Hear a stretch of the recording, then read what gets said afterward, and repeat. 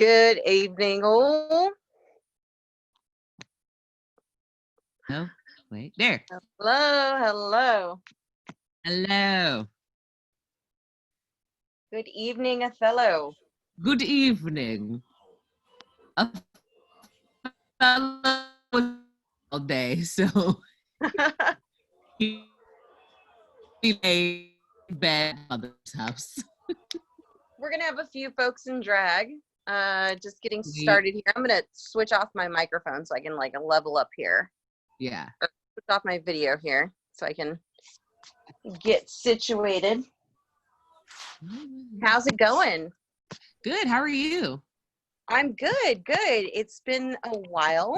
I had totally meant to make that makeup party a weekly thing, and then like life got wildly busy being in quarantine. It was bizarre.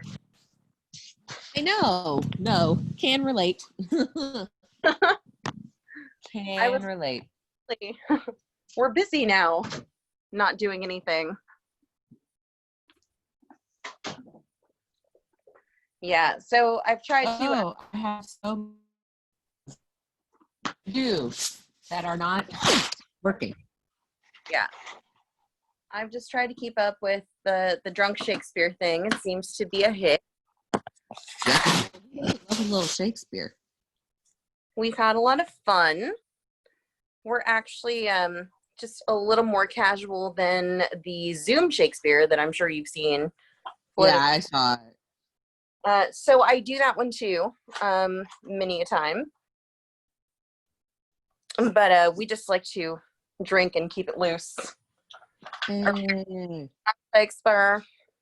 I'm all for it. And tonight we're all drag. So, well, for our male characters, we're all drag for the evening. So I'm gonna see who all we need to get in here.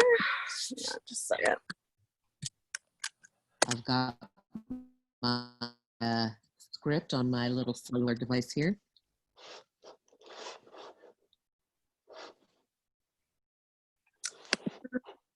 Yeah.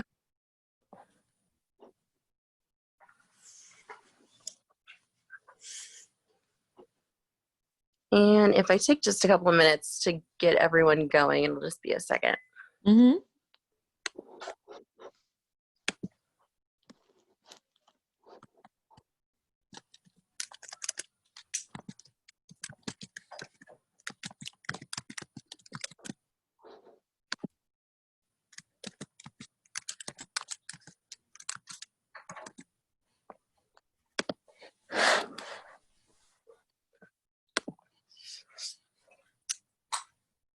All right, so we are working on multiple devices here. Okay.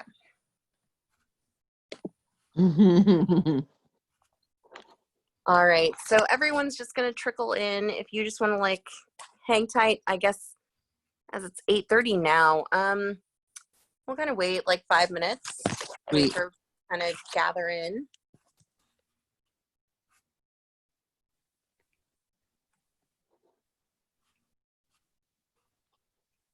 Hey, Helen. Helen. Just waiting on everybody to trickle in. Hello.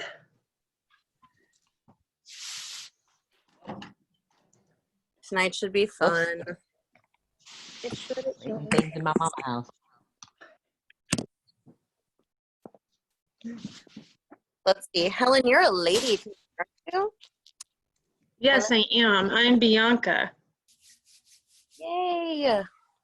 So. I'm looking forward to this one. It's been so many years since I've read Othello. Yeah, we should just watch you know, that great movie with Julia Stiles. Oh, Julia Stiles. That is Julia Stiles, and I forget the actor who played the lead in that. I would have to look it up. Oh, who was that? It's Mekhi Phifer. Mekhi Phifer. Thank you. Mekhi Phifer. Oh my gosh, it was.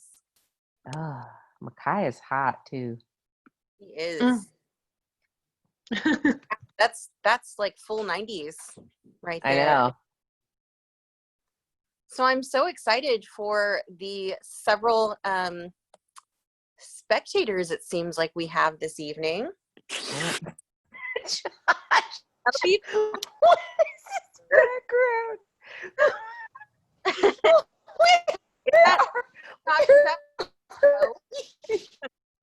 Oh, his background. Yeah. So we're not on this. This is going to be weird because now I can hear myself. I kept one of my other like Shakespeare backgrounds. I think it still works. I'm just an aristocrat, so I was like, yeah, that'll be good. Okay. Who can keep track? Shakespeare week. I mean,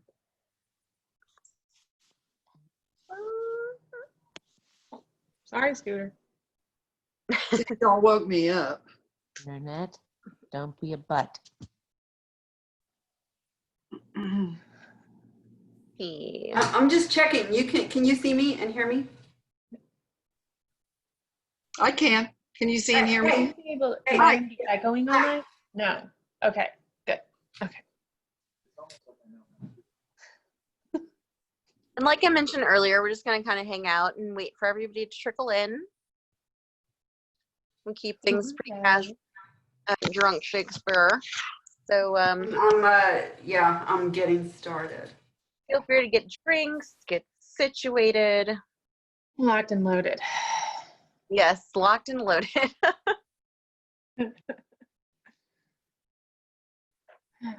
Josh. I'm trying to like quit some internet thing. My mom Hi, lives in the everybody. country and her internet best always, Oh, and just a little little which house is what happens. you can actually rename yourself if you go to the participants section and click on yourself. You can rename yourself as your character name to keep things straight. So if everyone wouldn't mind, you can put your real name in parentheses, but just to let everybody know as you're speaking your character name. Okay, I don't know. Wait a If you minute. look, Anne, yeah. Thank you, Anne. That looks great. All right, so I go to participants, and then what? If you click on yourself, you should Okay. name. All right, I just clicked on myself, and then I just type it in. Yeah, should be able to. So I'm renaming myself right now.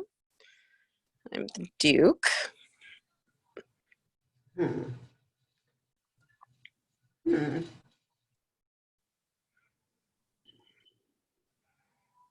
If you have any issues for whatever reason, don't worry about it. Not a huge deal. I'm having an issue.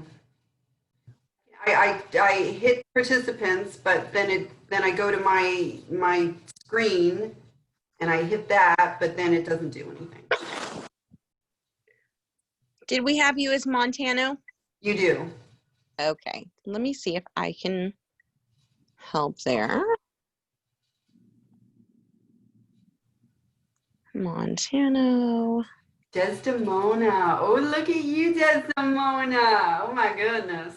That's that. Hello, hello. Deborah, did I spell you right? Say it again. Oh, Montano. There you go. And we can put it back, right? This is my school's computer. Yeah, it's just going to be for this one. Okay, cool. Yes. Bianca. Oh, cool. Bianca, LODOVICO. Nice.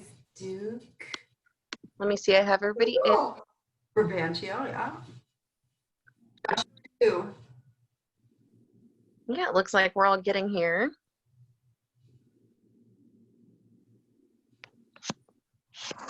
And let's see, we do have several others joining, so we're just gonna keep waiting a couple of minutes. Again, if everybody wants to take a minute to get their drinks and get situated. Let's see, it's 8:35 now. Let's say like 8:40. Okay, I'll be right back. Try to go ahead and start. So 5 minutes. Okay? Be right Thank back. you, 5. Hey, Thank you, Josh, Five. are you gonna be hanging out here for the evening? More than likely. Would you care to read stage directions? Sure, let me pull a copy of the script. Awesome. It's going to be the Folger text. Yep. Hey, y'all. You need me to send a link, let me know. What up, Micah? Not much, not much. Just gotta remove my Leo DiCaprio background before I start this. That's what I was saying. We're like going from Shakespeare to Shakespeare week to week. So I just kept my background from the last aristocrat I was. Just go with that. Let's see. Oh gosh. Virtual background. Hey, we on? None. Cool. I just keep a few interiors from different periods and use something that feels good. I love that one. That mid-century modern is so great. When I was looking for this one, I made sure I got one with an old TV in it. Perfect. All right. Okay. Looks like we are about assembled. Let's see. I've removed my background. Check out this hotness, you guys. Let's see. Liz. We're still waiting on Liz, looks like. Hi. Micah! Oh my God, whoa! Rebecca! Yes. Look at our handsome men. Whoa! What up, my Gee, guys, dude? now I'm feeling bad. I'm playing a guy and didn't try to do anything, so. What's up, guys? Y'all look like People twinskies. born in drag. Totally feeling my inner dude this evening. Yes. Look at you, Russell Brand. Nicole, you too, woof! You know, suave aristocrat, you know, ne'er-do-well is what I'm going for. Raven. Oh, I'm Diana. really hoping that Othello is still a woman because I've got this whole homophobe racist thing going on for me today. Oh, Okay. that was so good. Ramina, you how know. are you? How are you? Brennan, hi! Hi. Hello, I'm on mute. Esau Desdemona. She's here. Oh yeah, I like the hair. Pretty. Thank you. Thank you. She's here to Where party. Desdemona? Oh, hey. It looks like black is a color of choice this evening. Hold on, let me see if I can get. Oh, black. given just doom and gloom. I had. There we go. Let's see if I can. I'm on mute. All right. Ooh, Iago. We're all here. Okay, cool.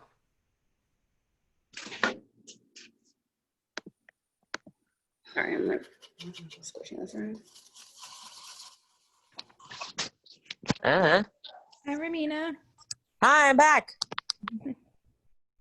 What's Caryn? I haven't seen you in a while. Sam dropped in to watch. Looks like we're waiting on Mara. Mara, are you here? Don't think so. Oh, yes. Yes, she is. Yes. Awesome. Micah, I love your Cassio. Absolutely love your Thank Cassio. you so much. I'm feeling handsome. You are handsome. You are handsome. Yeah. You look like one of those romance novel covers. Yeah. Thank you. Ugh, it's perfect now. Gotta have the wind blowing through your hair. Oh, yeah. Fabio. Yeah. Hey, Mara. Very nice. All right, guys, if I can, well, ladies, actually, if I could just take a moment and say thank you to everyone joining us yet again for this very special Drunk Shakespeare reading of Othello, Ladies' Night. Woo!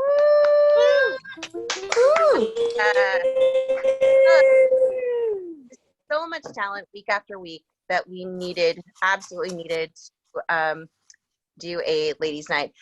Josh, on intermission, why don't you just call it? I think we can do, let's see,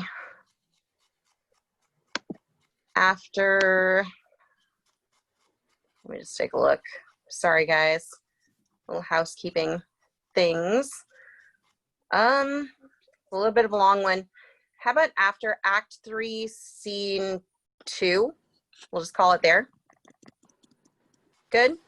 Yep. Yep. All right. So I was on- That'll be our intermission. Act 3, Scene 2. And we will go ahead and begin in just a moment. Josh is When going to should we be drunk by? you Now. You guys have to ask. up to and including now. Okay, all right. Just try to keep your place. That's kind of the guideline. You know, drink to your comfort level and keep your spot in the play. The fewer times we have to, you know, call your name and say, "Hey, are you awake over there?" the better. We have definitely stretched out some shows for Yep. way necessary. Yep. For Romeo- various reasons. Anyone. So so just try to keep with the spirit of things, and you know, we'll try to keep pacing to a reasonable degree. And if we really feel like we're just going too long, I'm sure someone will offer the suggestion to call it. But just thank you again. Looking forward to tonight. And like I said, Josh is so kind as to go ahead and read our stage directions. So we will begin as he is. I will be keeping track of the chat. If anybody happens to drop or needs to be let in, send me a text. I'm, you know, kind of keeping an eye on things. Any questions? No. Nope. All right, let's begin. In Act 1, Scene 1, enter Roderigo and Iago. Hush, never tell me. I take it much unkindly that thou, Iago, who hast my purse as if the strings were thine, shouldst know of this. Blood, but you'll not hear me if ever I did dream of such a matter. Abhor me. Thou toldst me thou didst hold him in thy hate. Despise me if I do not. 3 great ones of the city in personal suit to make me his lieutenant, off-capped him, and by faith of man, I know my price. I am worth no worse a place. But he, in loving his own pride and purposes, evades them with the bombast circumstance, horribly stuffed with epithets of war, and in conclusion, none suits my mediators. For certes, says he, I have already chosen my officer. And what was he? Forsooth, a great arithmetician, one Michael Cassio, a Florentine, a fellow almost damned in a fair wife that never set a squadron in the field, nor the division of battle knows more than a spinster, unless bookish theoretic, wherein the toggled consuls can propose as masterly as he. Mere prattle, without practice, is all his soldiership. But he, sir, had the election. And I, of whom his eyes had seen the proof at Rhodes, at Cyprus, and on other grounds, Christian and heathen, must be belied and calmed by debtor and creditor. The countercaster he in good time must his lieutenant be, and I, God bless the mark, his worship's ancient. By heaven, I would rather have been his hangman. Why? There's no remedy. 'Tis the curse of service. Preferment goes by letter and affection, and not by old gradation where the second stood heir to the first. And now, sir, be judge yourself whether I in any just term find to love the more. I would not follow him then. Oh, sir, content you. I follow him to serve my turn upon him. We cannot all be masters, nor all masters cannot be truly followed.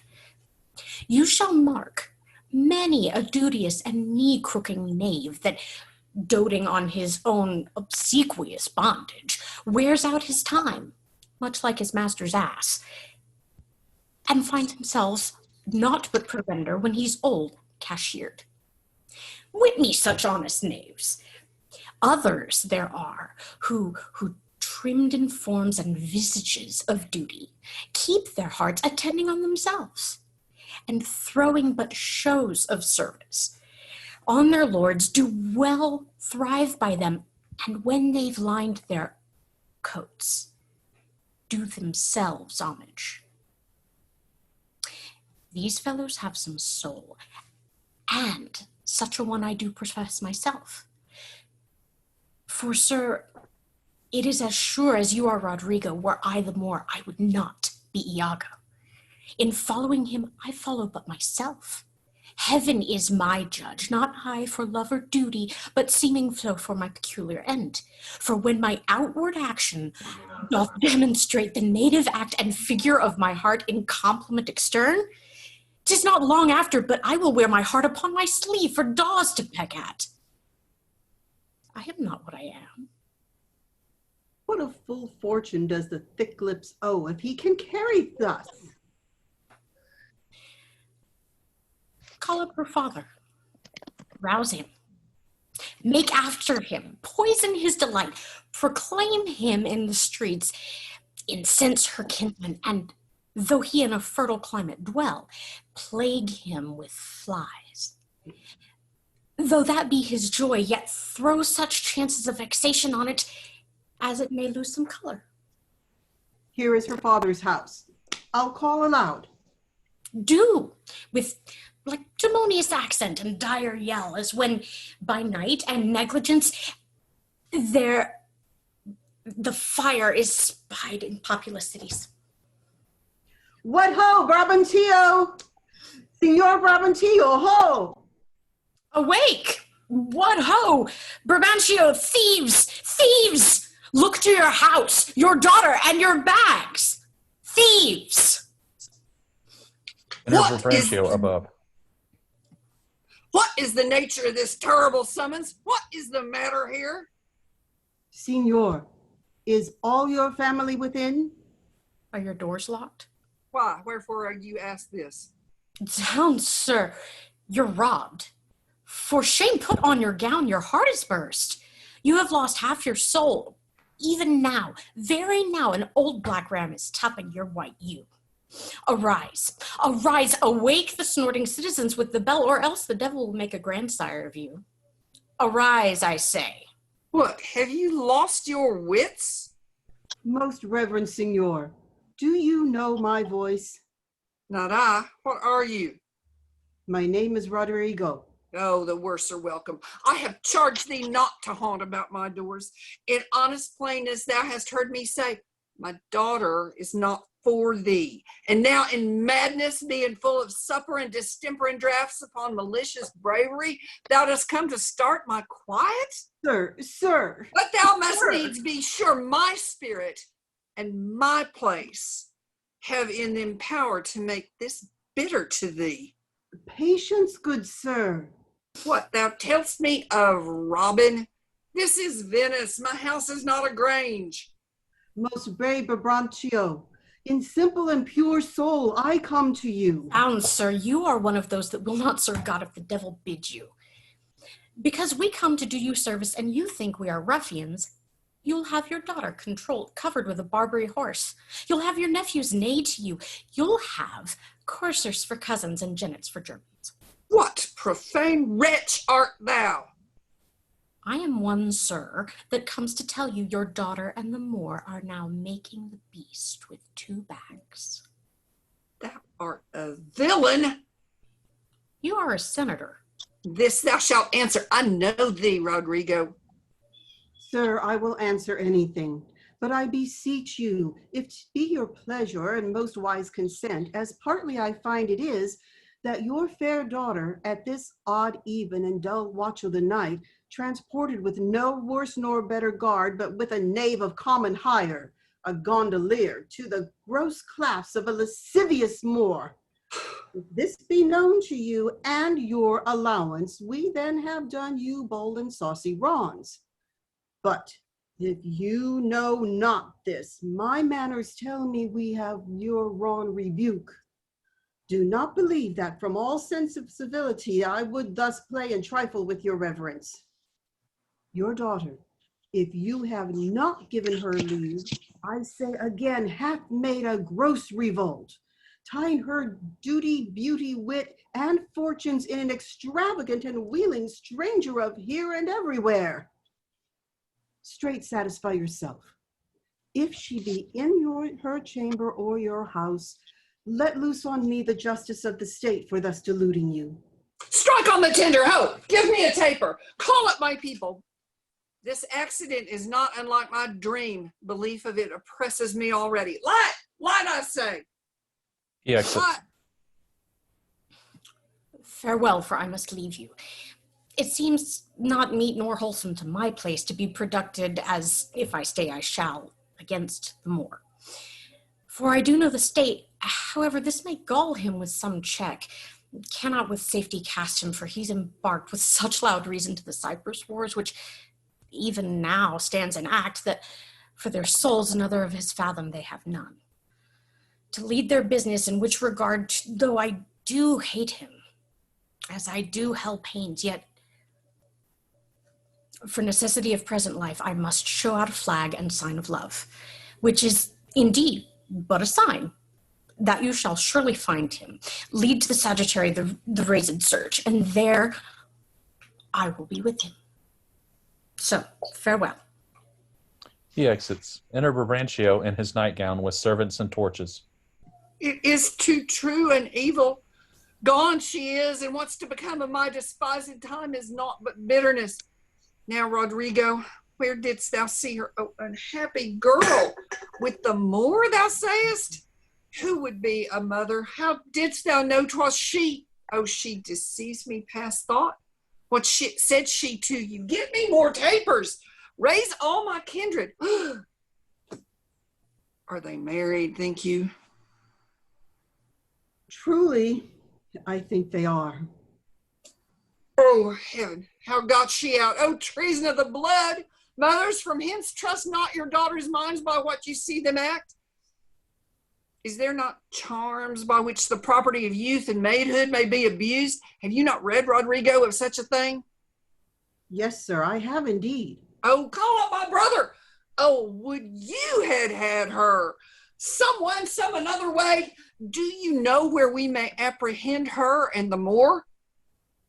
I think I can discover him, if you please to get good guard and go along with me.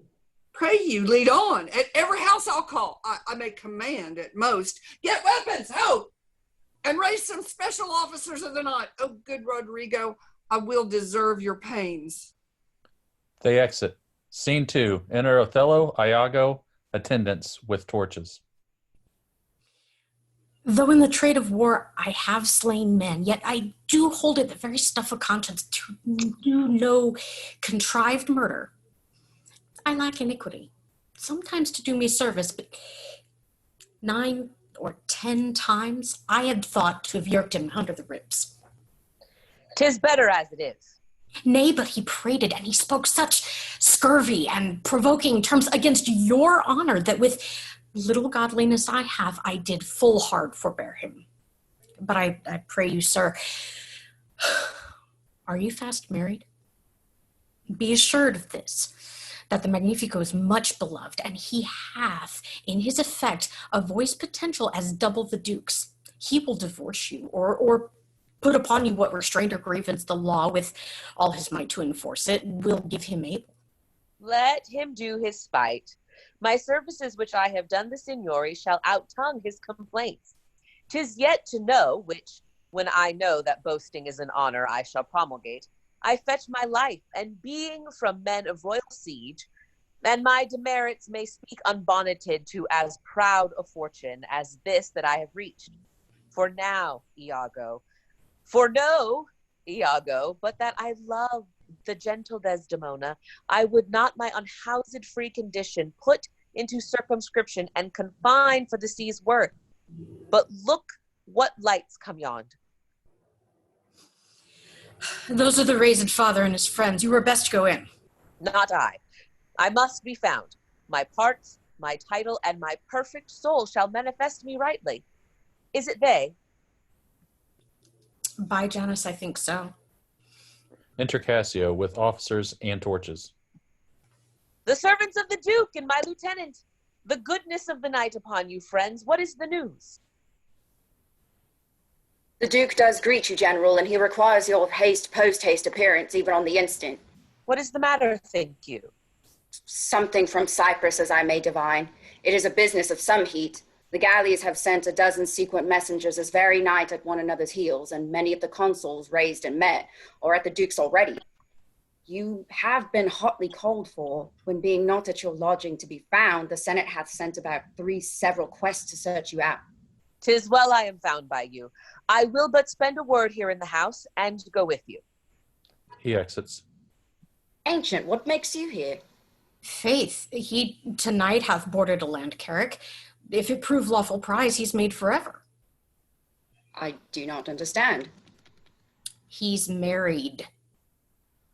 To who? Married to... Re-enter Othello. Oh, hold on, sir. Hey, oh, sorry. That's me. Come, Captain, will you go? Have with you. Here comes another troop to seek for you. Enter BRABANTIO, RODERIGO with officers and torches. It's Brabantio. General, be advised, he comes to bad intent. Hola, stand there. Signor, it is the Moor. Down with him, thief! Roderigo, I come for you, sir. I am for you. Keep up your bright swords, for the dew will rust them. Good signor, you shall more command with years than with your weapons. Oh, thou foul thief! Where hast thou stowed my daughter? Damned as thou art, thou hast enchanted her. For I'll refer me to all things of sense. If she in chains of magic were not bound, whether a maid so fair, so tender and happy, so opposite to marriage that she shunned the wealthy curled darlings of our nation, would ever to incur a general mock, run from her guardage to the sooty bosom of such a thing as thou, to fear, not gross in sense that thou hast practiced on her with foul charms, abused her delicate youth with drugs or minerals that weakens motion. I'll have disputed on, 'tis probable and palpable to thinking. I therefore apprehend and do attach thee for an abuser of the world, a practicer of arts, inhibited and out of warrant. Lay hold on him. If you do persist, subdue him at his peril. Hold your hands, both you of my inclining and the rest. Were it my cue to fight, I should have known it without a prompter. Whither will you that I go to answer this your charge? To prison, till fit time of law and discourse of direct session call thee to answer. What if I do obey? How may the Duke be therewith satisfied, whose messengers are here about my side upon some present business of the state to bring me to him? 'Tis true, most worthy signor. The Duke's in council, and your noble self, I am sure, is sent for. How? The Duke in council in the middle, in this time of the night? Bring him away. Mine's not an idle cause. The Duke himself or any of my brothers of the state cannot but feel this wrong as toward their own. And if such actions may have passage free, bondslaves and pagans shall our statesmen be. They exit. Scene 3. Enter Duke, senators, and officers. There's no composition in these news that gives them credit. Indeed, they are disproportionated. My letters say 107 galleys. And mine, 140. And mine 200. But though they jump not on a just account, as in these cases where the aim reports 'tis oft with difference, yet do they all confirm a Turkish fleet and bearing up to Cyprus.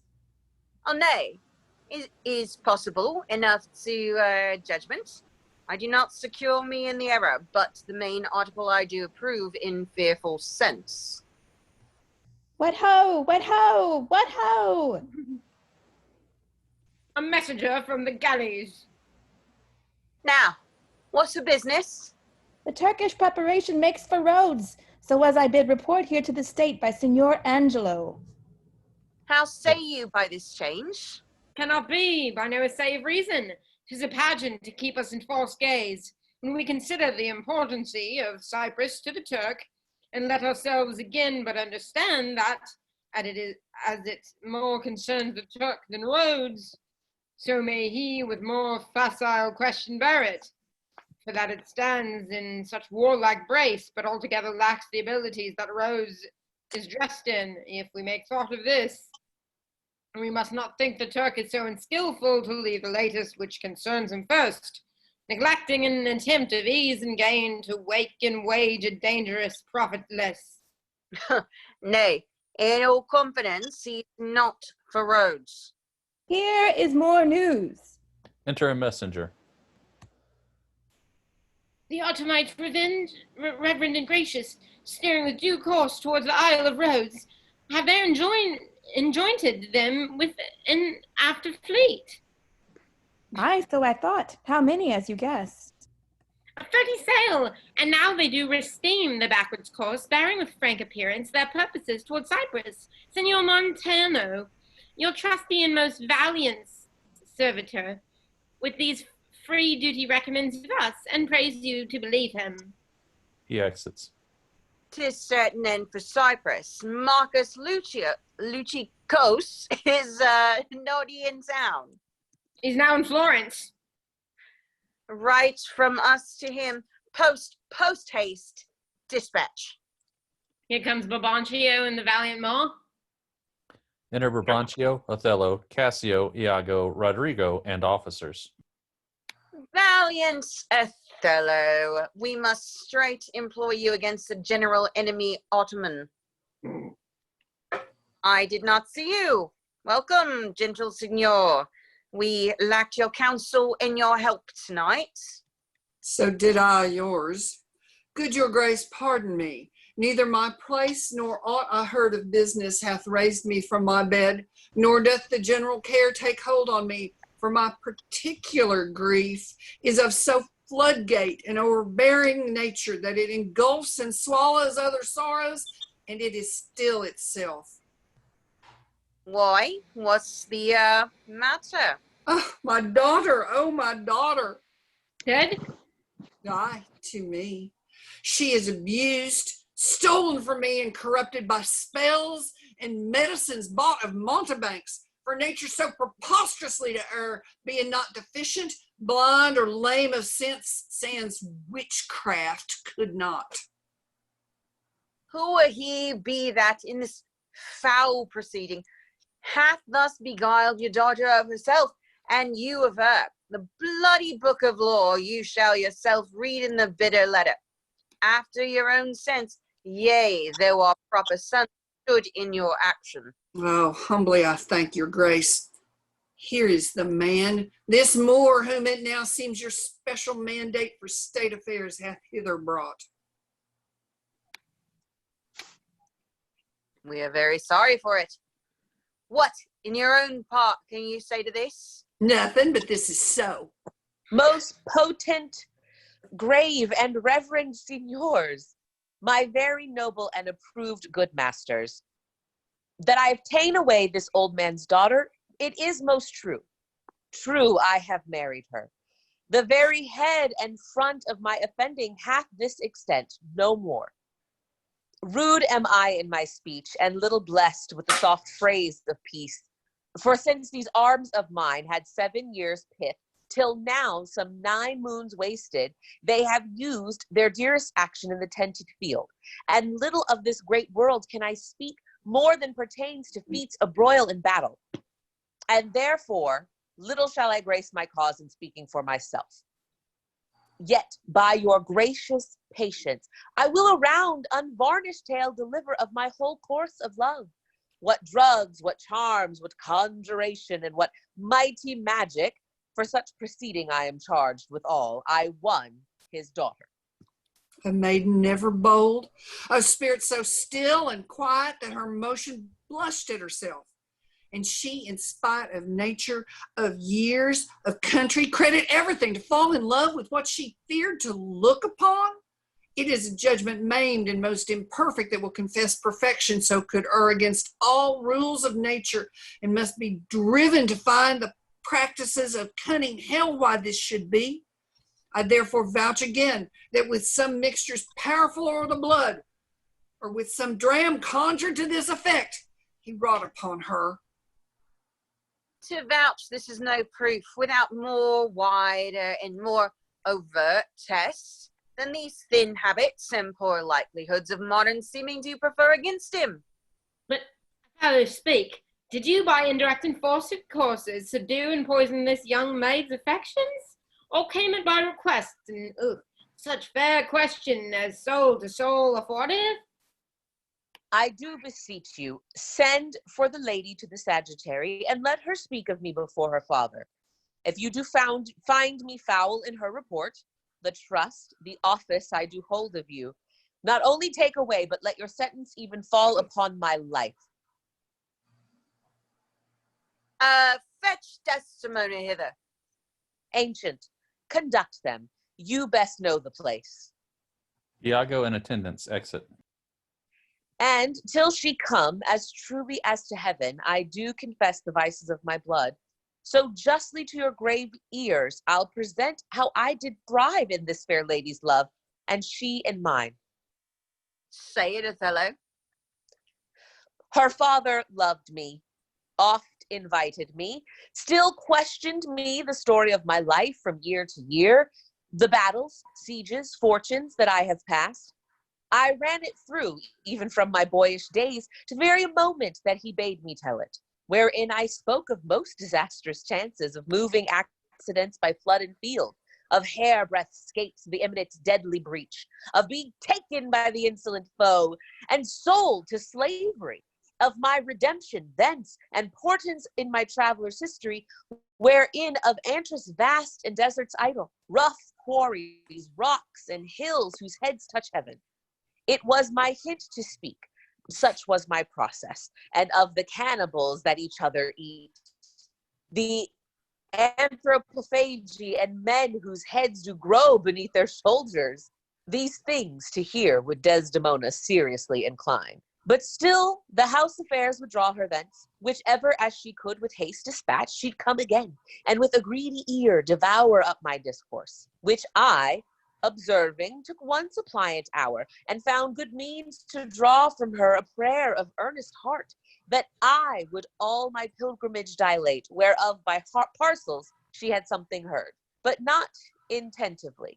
I did consent, and often did beguile her of her tears when I did speak of some stressful stroke that my youth suffered. My story being done, she gave me for my pains a world of sighs. She swore in faith 'twas strange, 'twas passing strange, 'twas pitiful, 'twas wondrous pitiful. She wished she had not heard it, yet she wished that heaven had made her such a man. She thanked me, and bade me if I had a friend that loved her, I should but teach him how to tell my story, and that would woo her. Upon this hint I spake.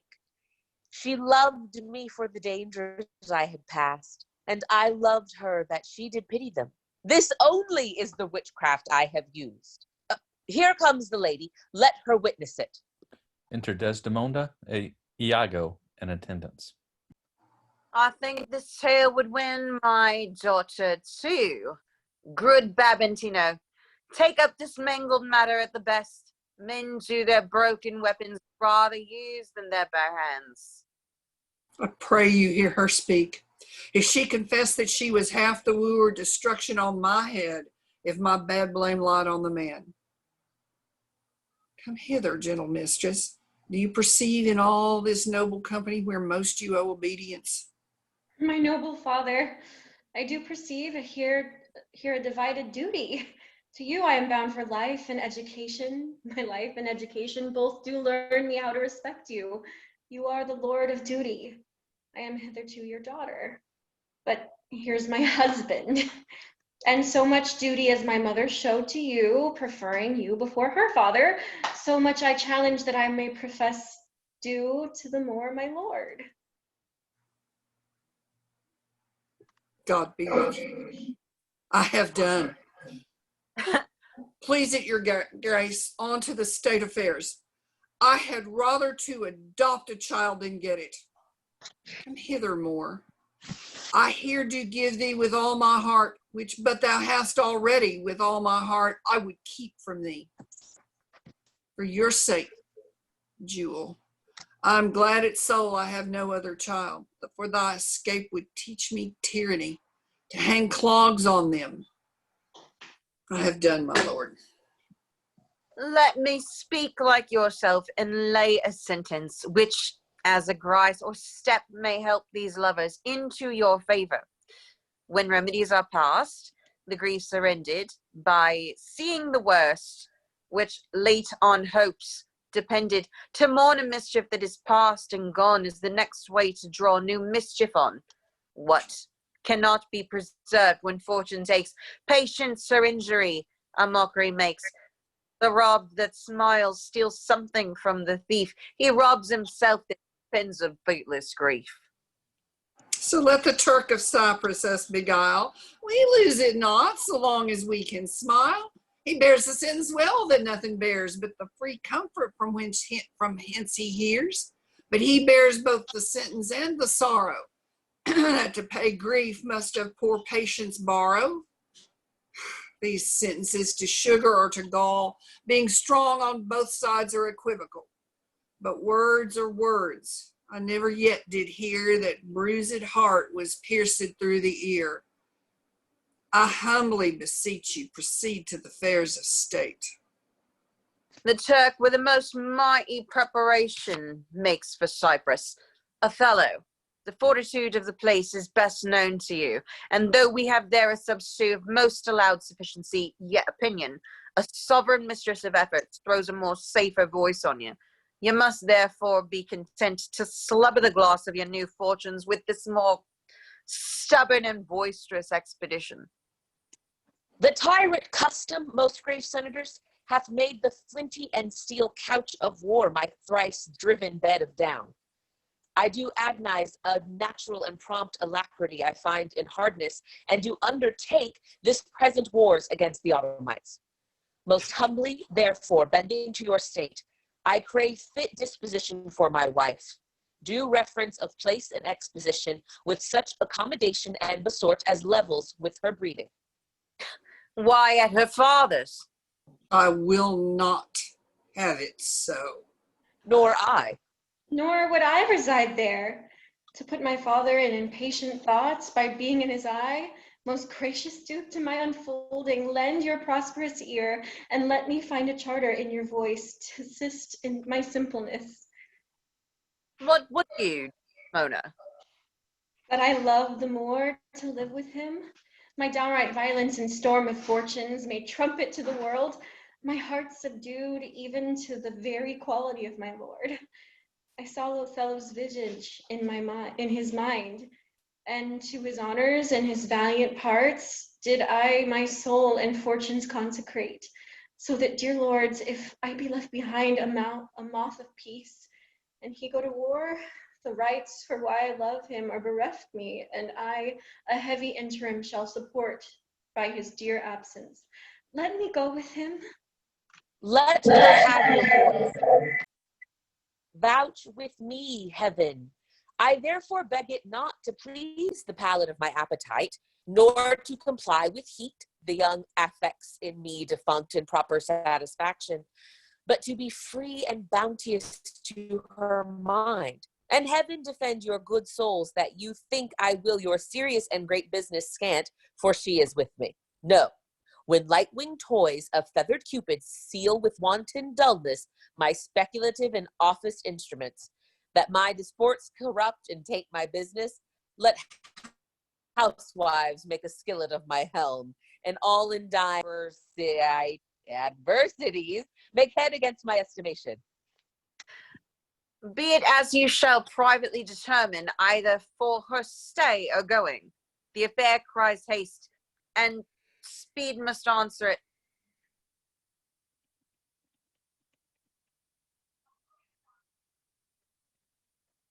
You must away tonight.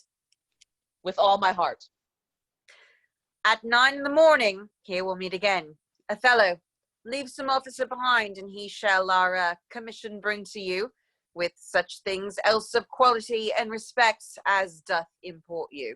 So please your grace, my ancient. A man he is of honesty and trust. To his conveyance I assign my wife, with what else needful your good grace shall think to be sent after me. Let it be so. Good night to everyone. And noble signor, if virtue no delighted beauty lack, your son-in-law is far more fair than black. Adieu, brave Ma. Use Desdemona well. Look to her more. If thou hast eyes to see, she has deceived her mother and made thee. My life upon her faith. Honest Iago, my Desdemona must I leave to thee. I prithee let thy wife attend on her, and bring them after in the best advantage. Come, Desdemona, I have but an hour of love, of worldly matters, and direction to spend with thee. We must obey the time.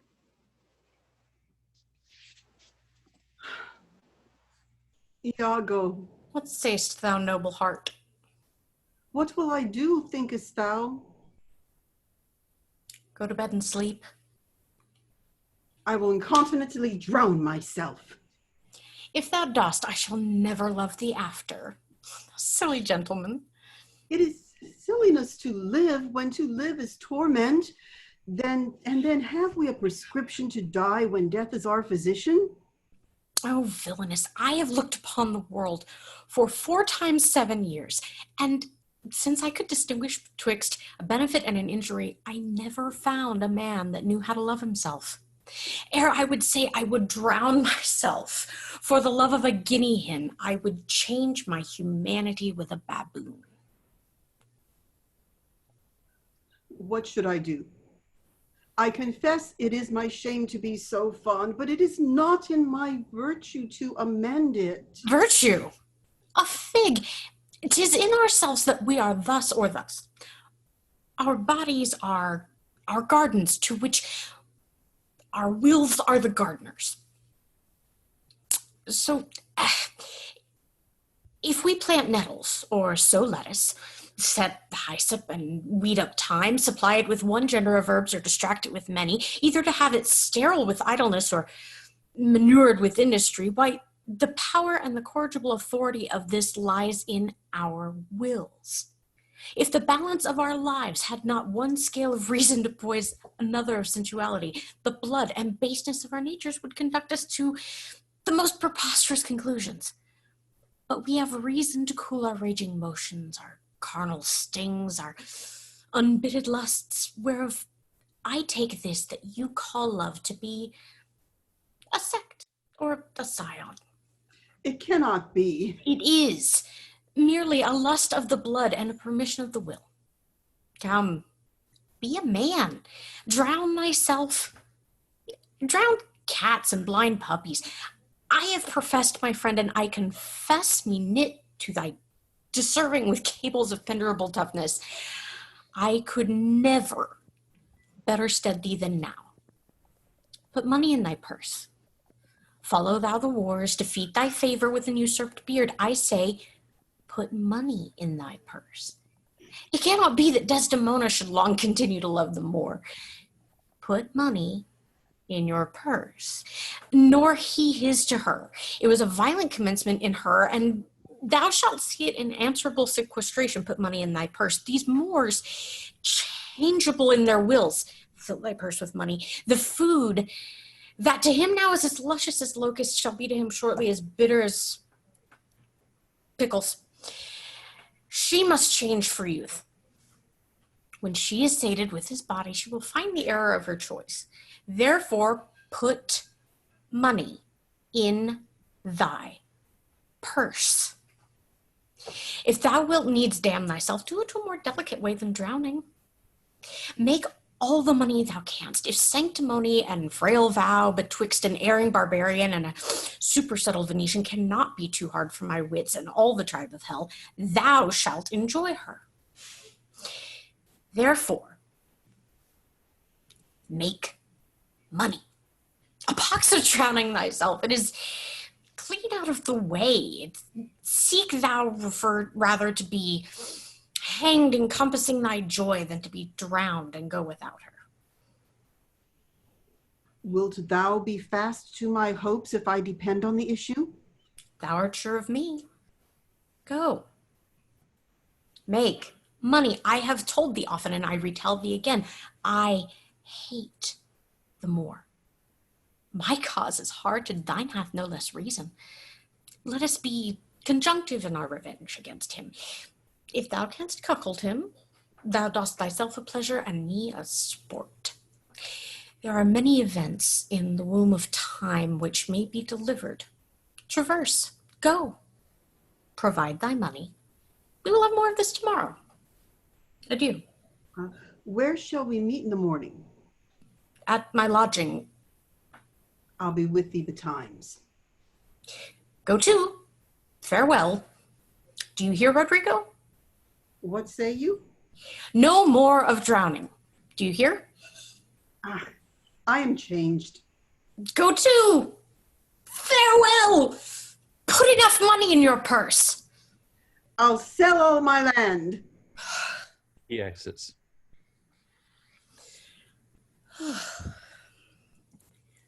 Thus do I ever make my fool my purse. For I mine own gained knowledge should profane if I would time expend with such a snipe. But for my sport and profit, I hate the Moor. And it is thought abroad that twixt my sheets he has done my office. I know not if it be true, but I, for mere suspicion in that kind, will do as if for surety. He holds me well. The better shall my purpose work on him.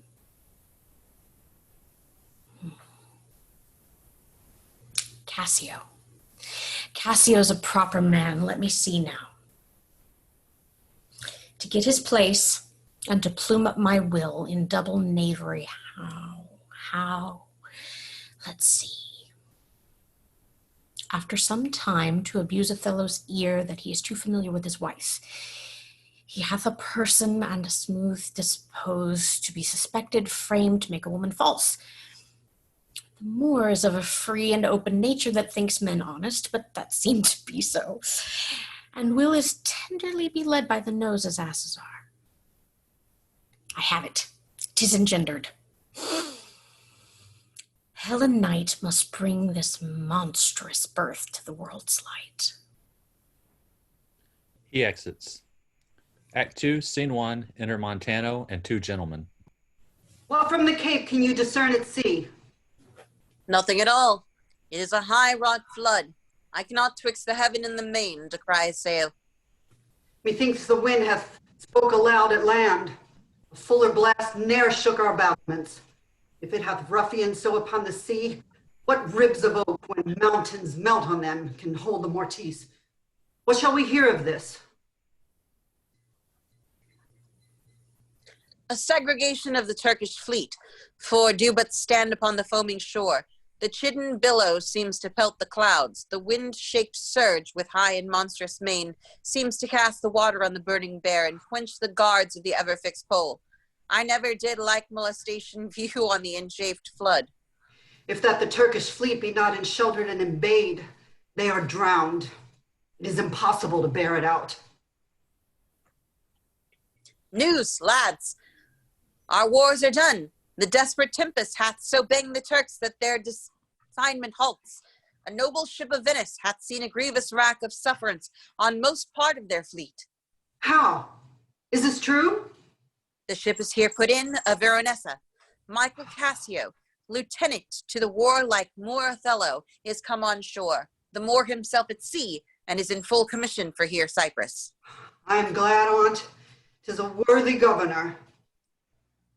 But this same Cassio, though he speak of comfort touching the Turkish loss, yet he looks sadly and prays the Moor be safe, for they were parted with foul and violent tempest. Pray heavens he be. For I have served him, and the man commands like a full soldier. Let's to the seaside, ho! As well as to see the vessel that's come in as to throw out our eyes for brave Othello, even till we make the main and the aerial blue in indistinct regard. Come, let's do so, for every minute is expectancy or more. Arrivance. Enter Cassio.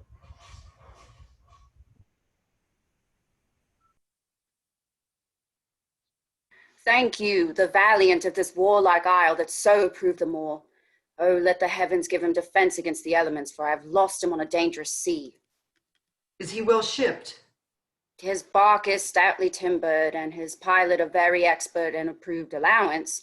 Therefore my hopes not suffered it to death stand in bold cure. Enter a messenger. Noise.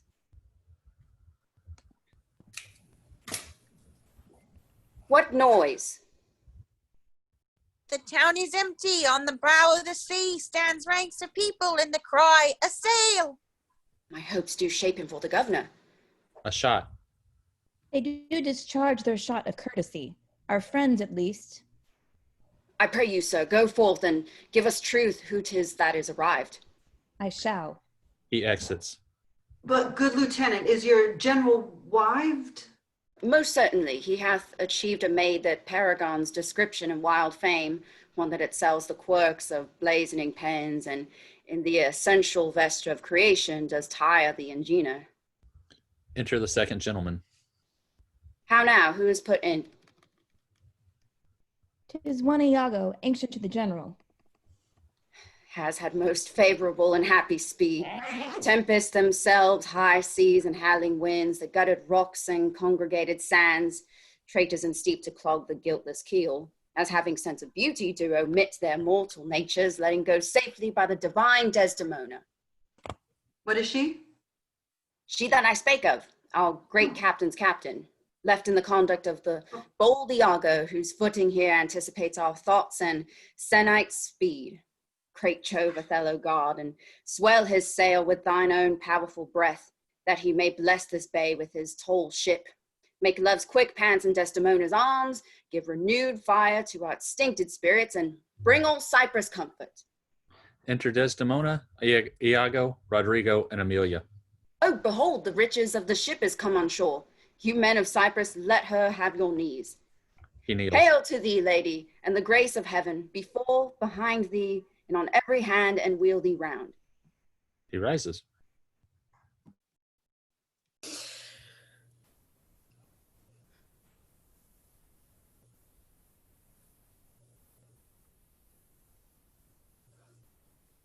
Muted.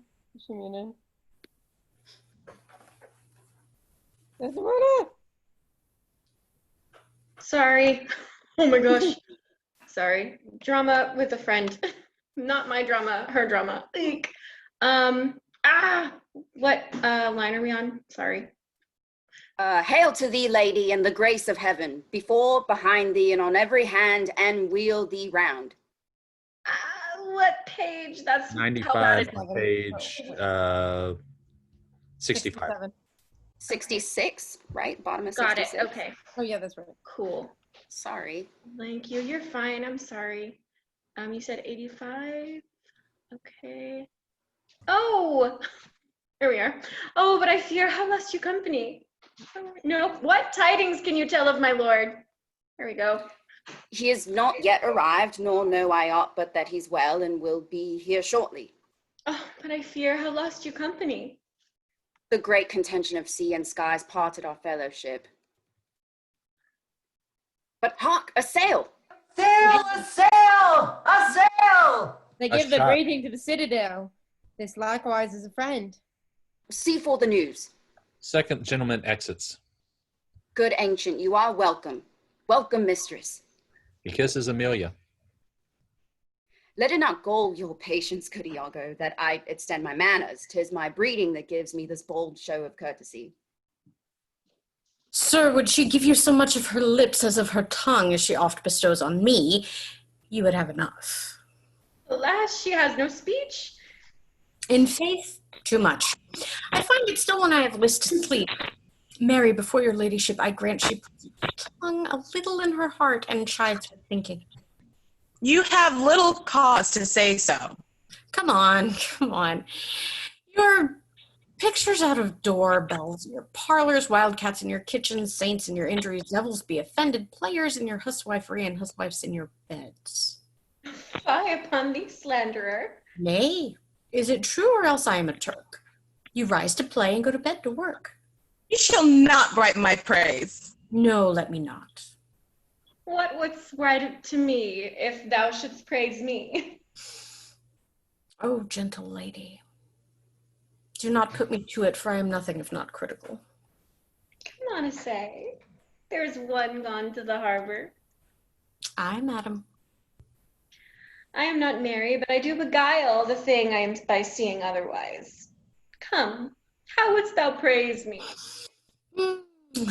I am about it, but indeed my invention comes from my pate as birdlime does from freeze. It plucks out all brains and all, but my muse labors, and thus she is delivered. If she be found wise, fairness and wit, the one's for use, the other useth it. Well praised. How if she be black and witty? If she be black and there to have a wit, she'll find a white that shall her blackness hit. Worse and worse? How with fair and foolish? She never yet was foolish that was fair, for even her folly helped her to an heir. These are old fond paradoxes to make fools laugh in the alehouse. What miserable praise hast thou for her that's foul and foolish?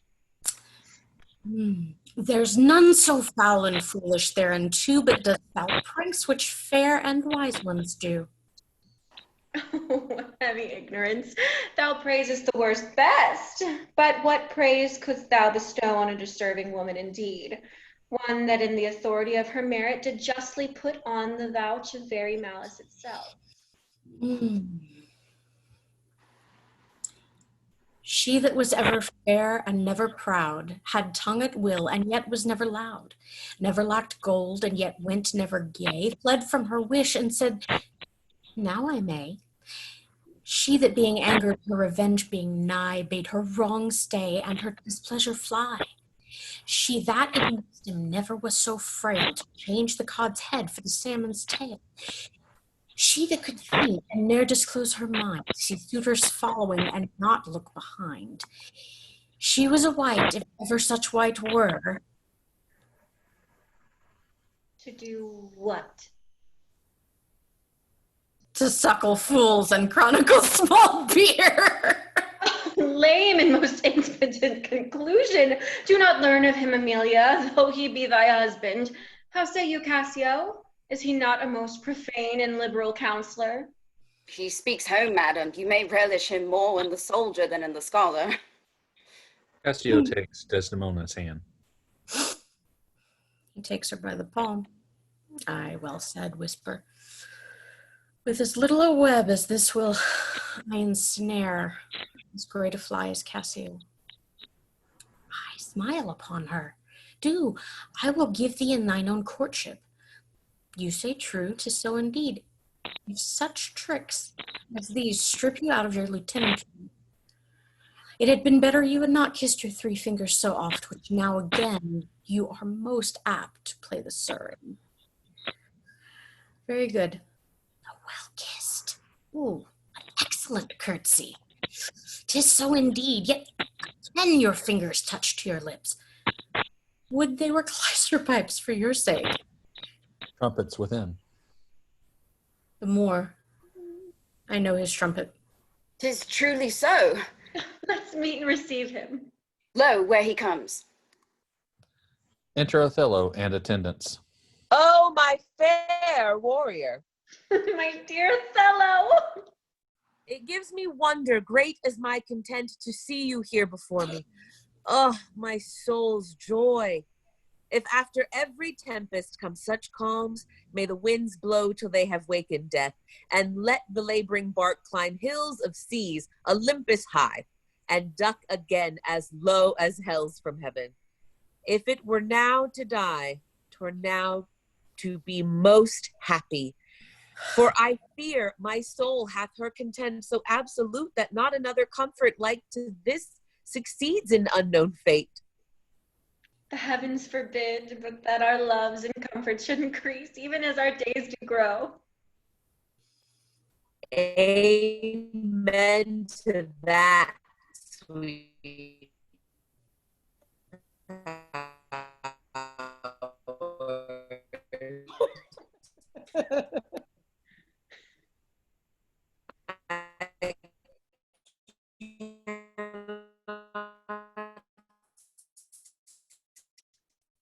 Here, it appears our Lord has yet another seizure.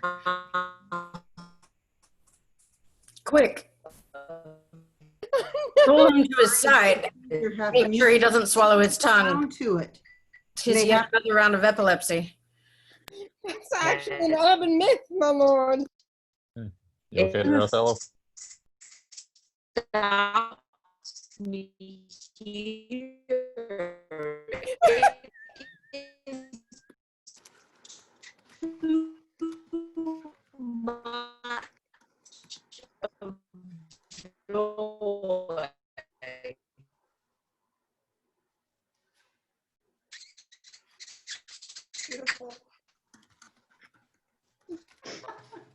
Do we want to let Ramina know what's going on and see if somebody who's watching can jump in?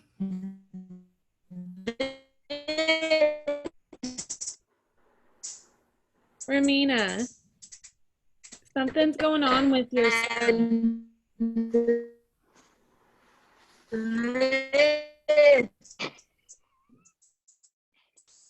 We can't hear you, The Ramina. greatest discords be the air our Keeps going. shall make.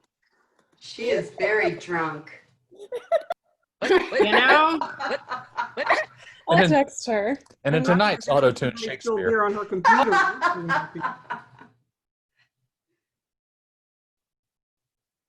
Go home, assume you're drunk. Yeah, that's pretty good. No.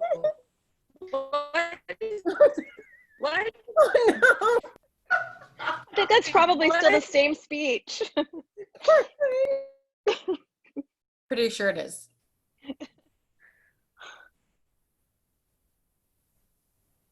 Brennan, you have this perfect expression for like half a minute where you were just walking in character, like, oh, yes, my lord. I was really trying to, like, you know, accept what I was being given. Like a true actor. Oh my gosh. I like that the next line was, "You're well tuned now," and I thought actually somebody was playing an instrument. That's funny. Okay. I couldn't bring myself to do it. I just couldn't. It was too mean.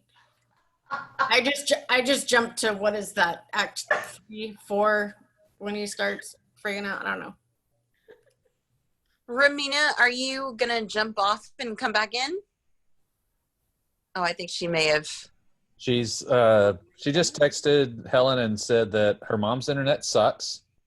I don't know if this is gonna be a fixable thing. I'm gonna keep texting her. She could call in if necessary. Okay, here she comes again. Okay.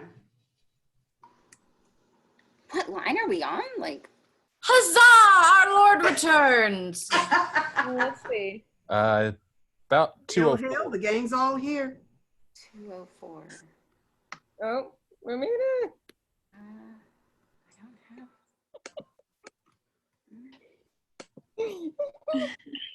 There we go. Oh, that was great. All right, Ramina, from wherever you're ready.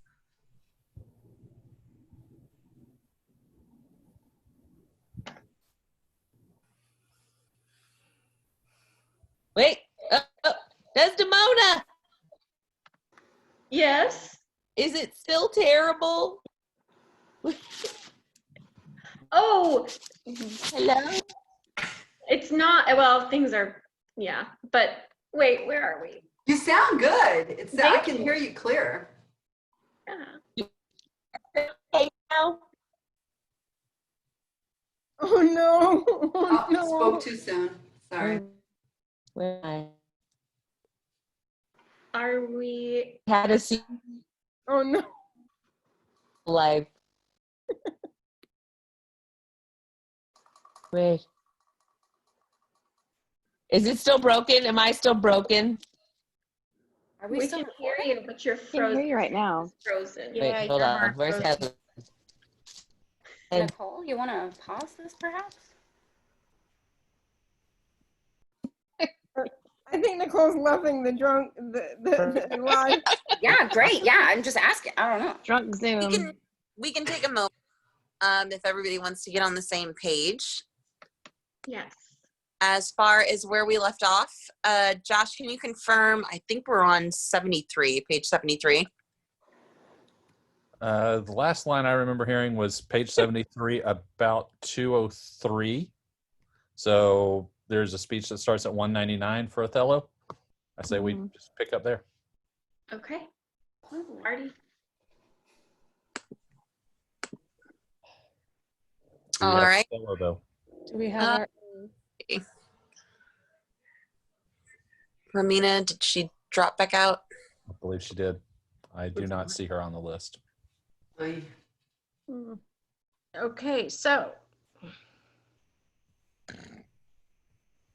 So, I mean, there's that Garfield without Garfield. We could try Othello without Othello. do we want to invite one of our spectators in? Stay working. Or she could call in. Crying face. Have her call in. Yeah. That Yeah, usually fixes the audio issues.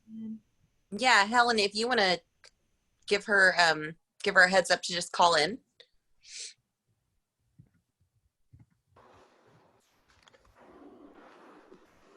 And who would like to jump in as a fellow understudy? We'll just keep going. How about that?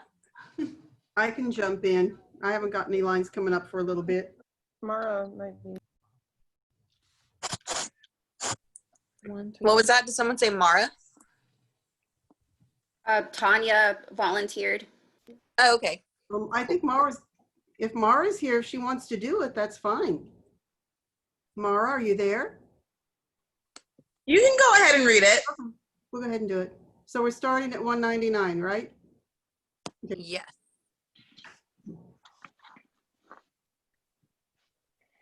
It gives me wonder great is my content to see you here before me. Oh, my soul's joy. If after every tempest come such calms, may the winds blow till they have wakened death. And let the laboring bark climb hills of seas, Olympus high, and duck again as low as hell's from heaven. If it were now to die, 'twere now to be most happy. For I fear my soul hath her content so absolute that not another comfort like to this succeeds in unknown fate. The heavens forbid, but that our loves and comforts should increase, even as our days do grow. Amen to that, sweet powers. I cannot speak enough of this content. It stops me here. It is too much of joy.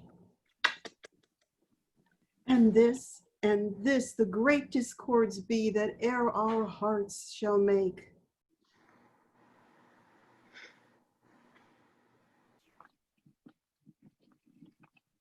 Iago. Oh, there it is. Finally came up. My bad. Oh, you are well tuned now, but I'll set down the pegs that make this music, as honest as I am. Come, let us to the castle.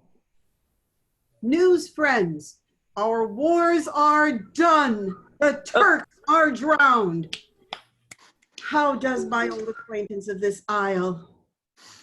Honey, you shall be well desired in Cyprus. I have found great love amongst them.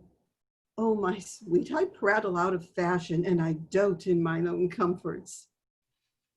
I prithee, good Iago, go to the bay and disembark my coffers. Bring thou the master to the citadel.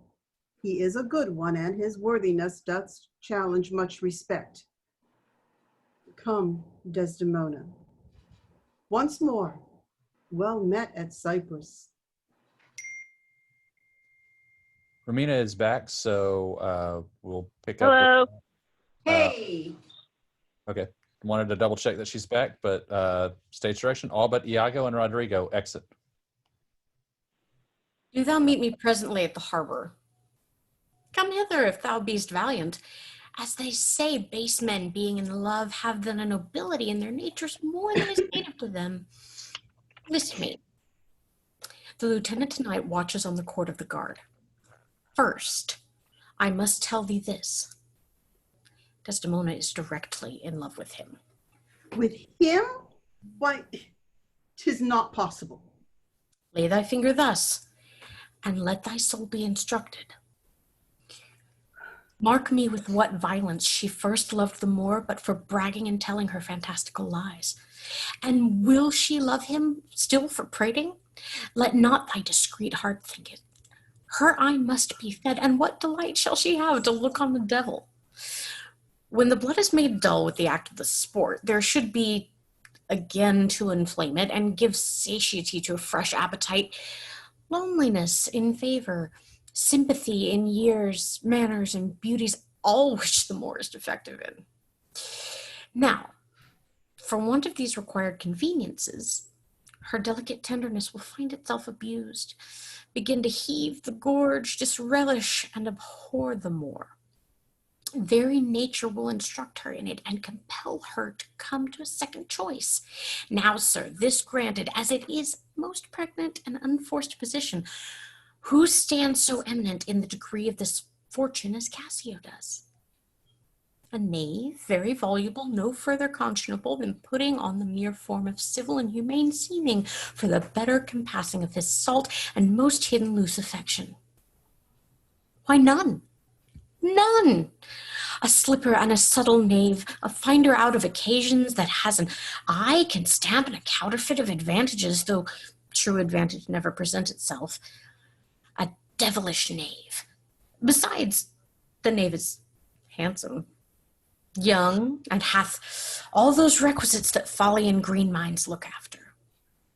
A pestilent, complete knave, and the woman hath found him already. I cannot believe that in her. She's full of the most blessed condition. Blessed figs, and the wine she drinks is made of grapes. If she had been blessed, she would never have loved the Moor.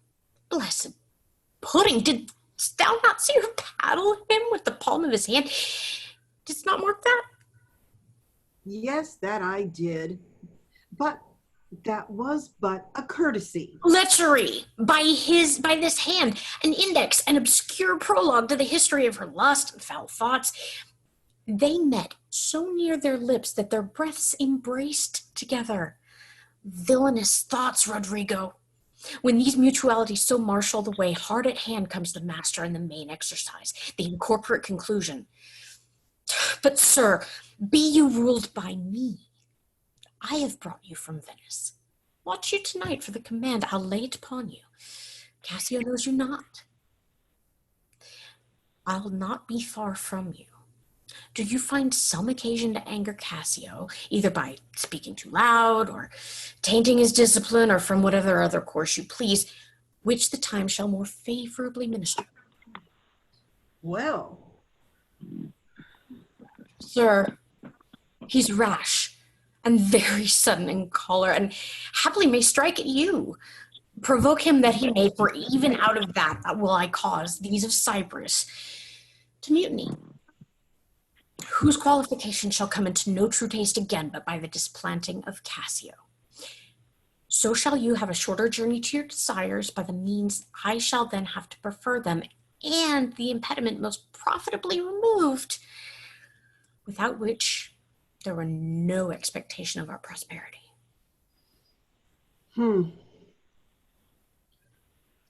I will do this, if you can bring it to any opportunity. I warrant thee.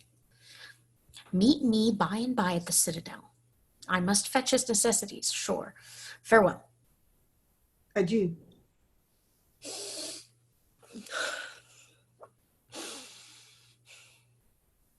That Cassio loves her, I do well believe it. That she loves him, 'tis apt and of great credit.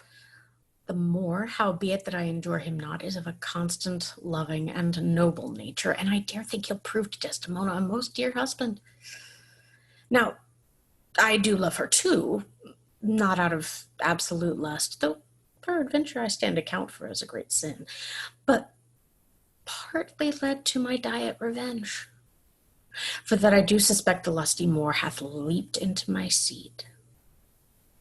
The thought whereof doth, like a poisonous mineral, gnaw inwards, and nothing can or shall content my soul. Not till I am envied with him, wife for wife, or failing so, yet that I just put the Moor at least into a jealousy so strong that judgment cannot cure. Which thing to do if this poor trash of Venice, whom I trace for his quick hunting stand, be putting on?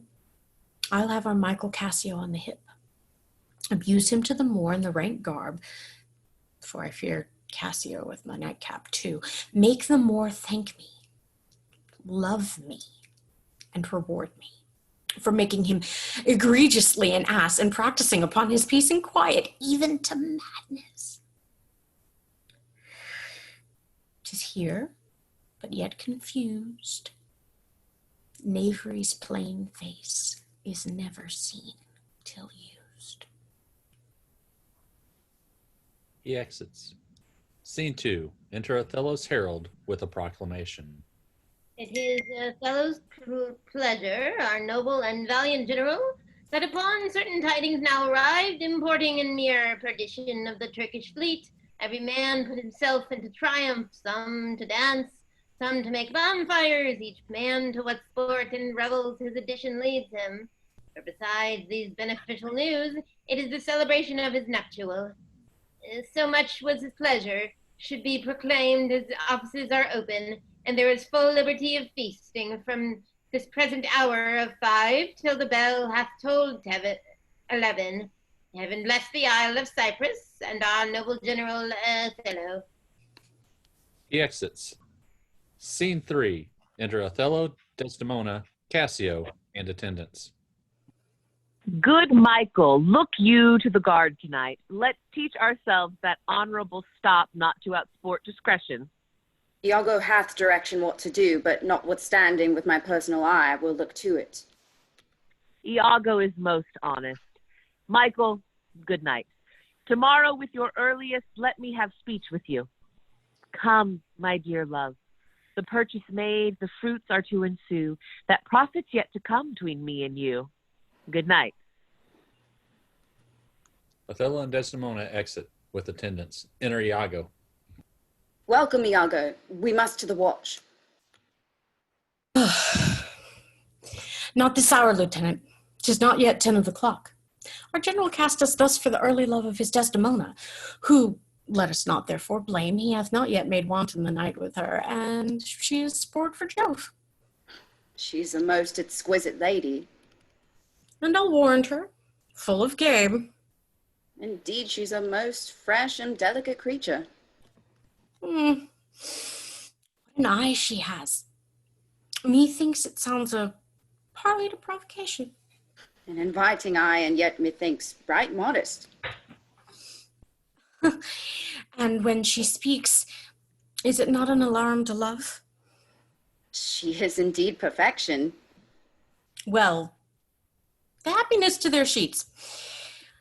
Come, Lieutenant, I have a stoup of wine, and here without are a brace of Cyprus gallants that would fain have a measure of health of black Othello. Not tonight, good Iago. I have very poor and unhappy brains for drinking. I could well wish courtesy would invent some other custom of entertainment. Oh, but there are friends. But 1 cup, I'll drink for you. I have drunk but 1 cup tonight, and that was craftily qualified too, and behold what innovation it makes here. I am unfortunate in the infirmity, and dare not task my weakness with any more. But man, it is a night of revels. The gallants desire it. Where are they? Here, at the door. I pray you call them in. I'll do it, but it dislikes me. I can fasten but 1 cup upon him. With that which he hath drunk tonight already, he'll be as full of quarrel and offense as my young mistress's dog. Now, my sick fool Roderigo, whom love hath turned away almost the wrong side out, to Desdemona hath tonight caroused, potations bottled deep, and he's to watch.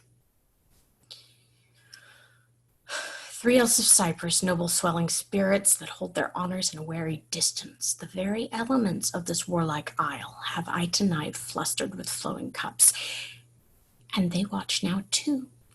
Now, amongst this flock of drunkards, am I to put our Cassio in some action. That may offend the isle, Oh, but here they come. If conscience do approve my dream, my boat sails freely, both with wind and steam.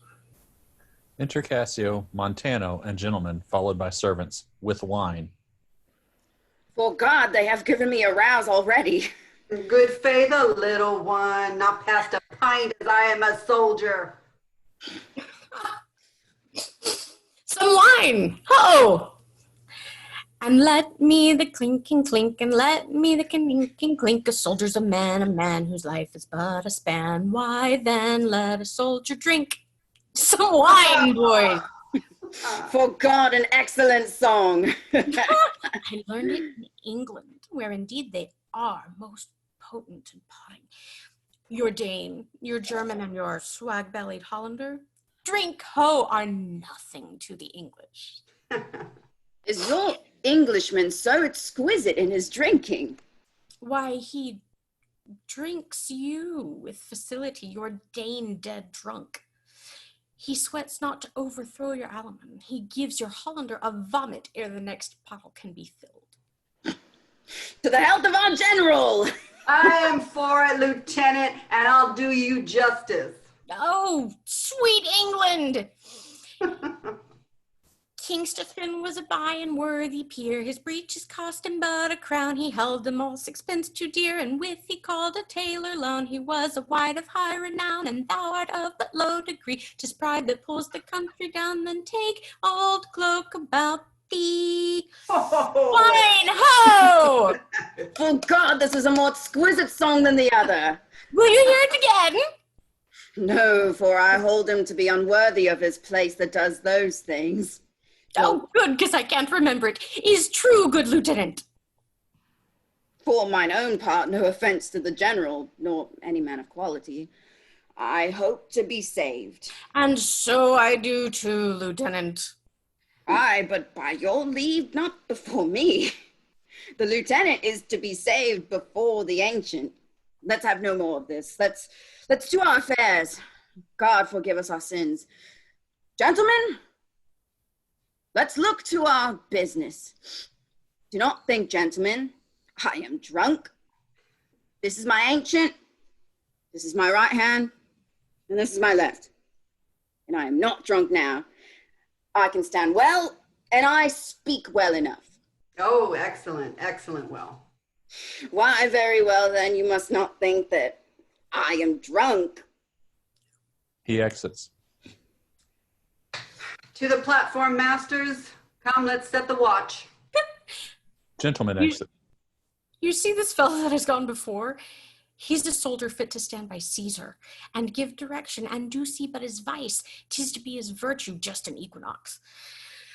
The one long as the other, 'tis pity of him. I fear the trust Othello puts him in, on some odd time of his infirmity will shake the silent. But is he often thus? 'Tis evermore the prologue to his sleep. He'll watch the horologe a double set, if a drink not rock his cradle. It were well the general were put in mind of it. Perhaps he sees it not. Or his good nature prizes the virtue that appears in Cassio, and looks not on his evils. Is not this true? Enter Roderigo. How now, Roderigo? I pray you, after the lieutenant go. Roderigo exits. And 'tis great pity that the noble Moor should hazard such a place as his own second with one of an ingraft infirmity. It were an honest action to say so to the Moor. Not I. No, for this fair island, I do love Cassio, and well, would do much to cure him of the evil.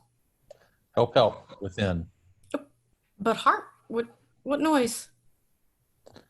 Enter Cassio, pursuing Roderigo. Sounds, you rogue, you rascal! What's the matter, Lieutenant? A knave teach me my duty. I'll beat the knave into a twig and bottle. Me? Dost thou prate, rogue? He hits Roderigo. Nay, good Lieutenant. I pray you, sir, hold your hand. Let me go, sir. I'll knock you over the mazzard. Oh, come, you're drunk. Drunk? They fight. Hey, away, I say. Go out and cry a mutiny. Roderigo exits. Nay, good lieutenant. God's will, gentlemen, help. Oh, lieutenant. Sir Montano, sir, help. Masters. Here's a godly watch indeed. A bell is rung. Who's that which rings the bell? Diablo, oh, this town will rise. God's will, lieutenant, hold. You will be shamed forever. Enter Othello and attendants. What is the matter here? Zoons, I bleed still. I am hurt to the death. He attacked Cassio. Hold for your lives. Hold, lieutenant. Sir, Montano, gentlemen. Have you forgot all sense of place and duty? Hold. The general speaks to you. Hold for shame. Why, how now, ho? From whence arises this? That's hard to say. Are we turned Turks, and to ourselves do that which heaven hath forbid the Ottomites? For Christian shame, put by this barbarous brawl. He that serves next to carve for his own rage holds his soul light. He dies upon his motion. Silence that dreadful bell. It frights the isle from her propriety. What is the matter, masters? Honest Iago, that looks dead with grieving, speak. Who began this? On thy love I charge thee. I do not know. Friends all, but now, even now, in quarter and in terms like bride and groom, divesting them for bed. And then, but now, as if some planet had unwitted men, swords out and tilting one another's breast, and opposition bloody, I cannot speak. Any beginning to these peevish odds, and would in action glorious I had lost those legs that brought me to a part of it. How comes it, Michael, you are thus forgot? I pray you pardon me. I cannot speak. Worthy Montano, you were wont to be civil. The gravity and stillness of your youth the world hath noted, and your name is great in mouths of wisest censure. What's the matter that you unlace your reputation thus, and spend your rich opinion for the name of a night brawler?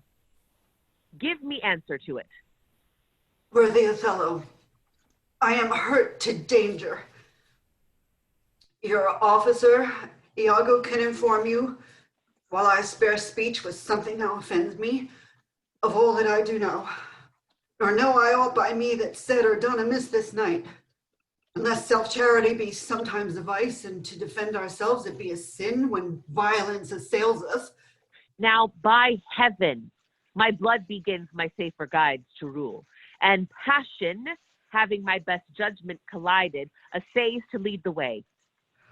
Zoos, if I stir, or do but lift this arm, the best of you shall sink in my rebuke. Give me to know how this foul rout began, who set it on, and he that is approved in this offense, though he had twinned with me both at birth, shall lose me. What? In a town of war, yet wild, the people's hearts brimful of fear, to manage private and domestic quarrel in night and on the court and guard of safety? 'Tis monstrous.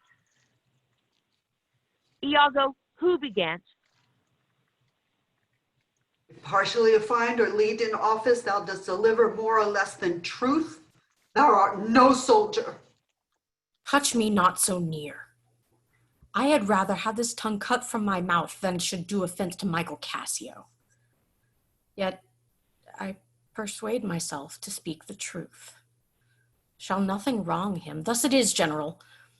Montano and I myself begin in speech, and there comes a fellow crying out for help, and Cassio following him with determined sword to execute upon him, sir, this gentleman. He steps in to Cassio and entreats his pause. Myself, the crying fellow, did pursue, and lest by his clamors it so fell out the town might fall in fright, he, swift of foot, outran my purpose.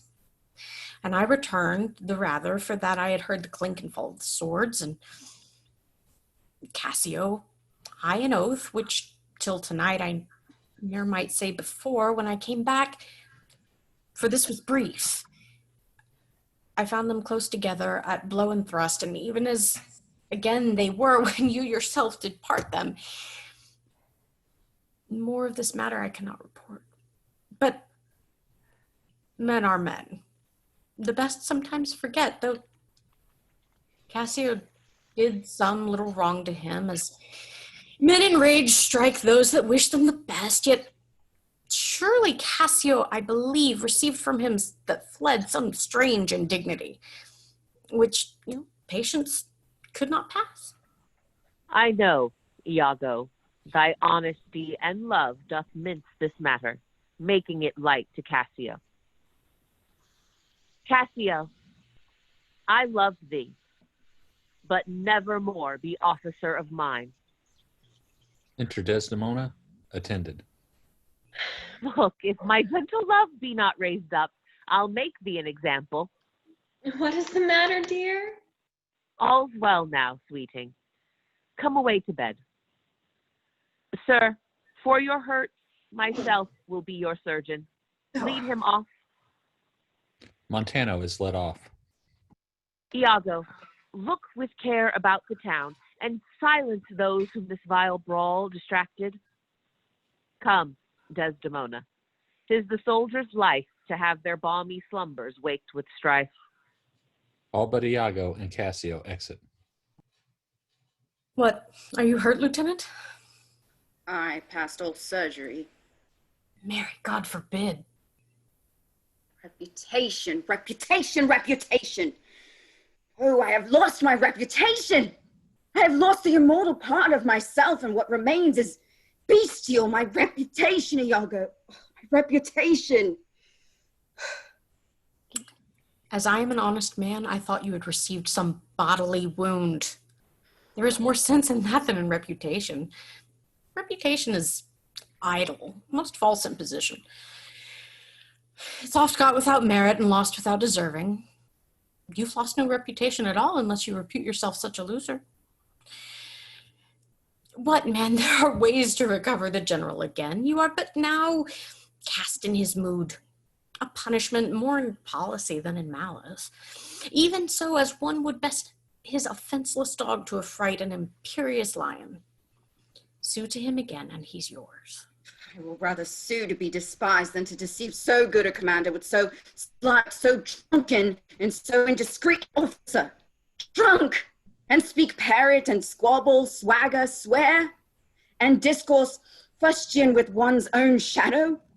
O thou invisible spirit of wine, O thou hast no name to be known by, let us call thee devil.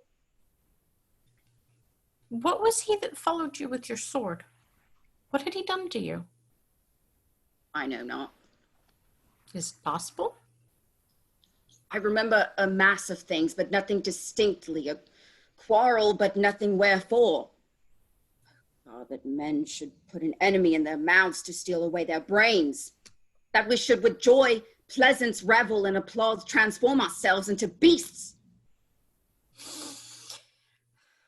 Why, but you were well enough. How came you thus recovered? It hath pleased the devil drunkenness to give place to the devil wrath. One unperfectness shows me another to make me frankly despise myself. You are too severe a moraler. At the time, the place, and the condition of the country stands, I could heartily wish this had not so befallen, but since it is as it is, mend it for your own good. I will ask him for my place again. He shall tell me I am a drunkard. Had I as many mouths as Hydra, such an answer would stop them all. To be now a sensible man, by and by a fool, presently a beast. Oh, strange, every inordinate cup is unblessed, and the ingredient is a devil. Oh, come, good wine is a good familiar creature if it be well used. Exclaim no more against it, and good lieutenant, I think you think I love you. I have well approved it, sir. I drunk. You or any man living may be drunk at one time, man, but I'll tell you what you shall do. our general's wife is now the general. I may say so in this respect, for he hath devoted and given up himself to contemplation, mark, and atonement of her parts and graces. Confess yourself freely to her. Importune her to help you put in your place again. She is so free and so kind and so apt and so blessed a disposition that it holds it a vice in her goodness not to do more than she is requested. This broken joint between you and her husband entreat her to splinter, and my fortunes against any lay worth naming, this crack of your love shall grow stronger than it was before. You advise me well. I protest in the sincerity of love and honest kindness. I think it freely, and betimes in the morning I will beseech the virtuous Desdemona to undertake me. I am desperate of my fortunes if they check me here. You are in the right. Good night, Lieutenant. I must to the watch. Good night, honest Iago. Cassio exits.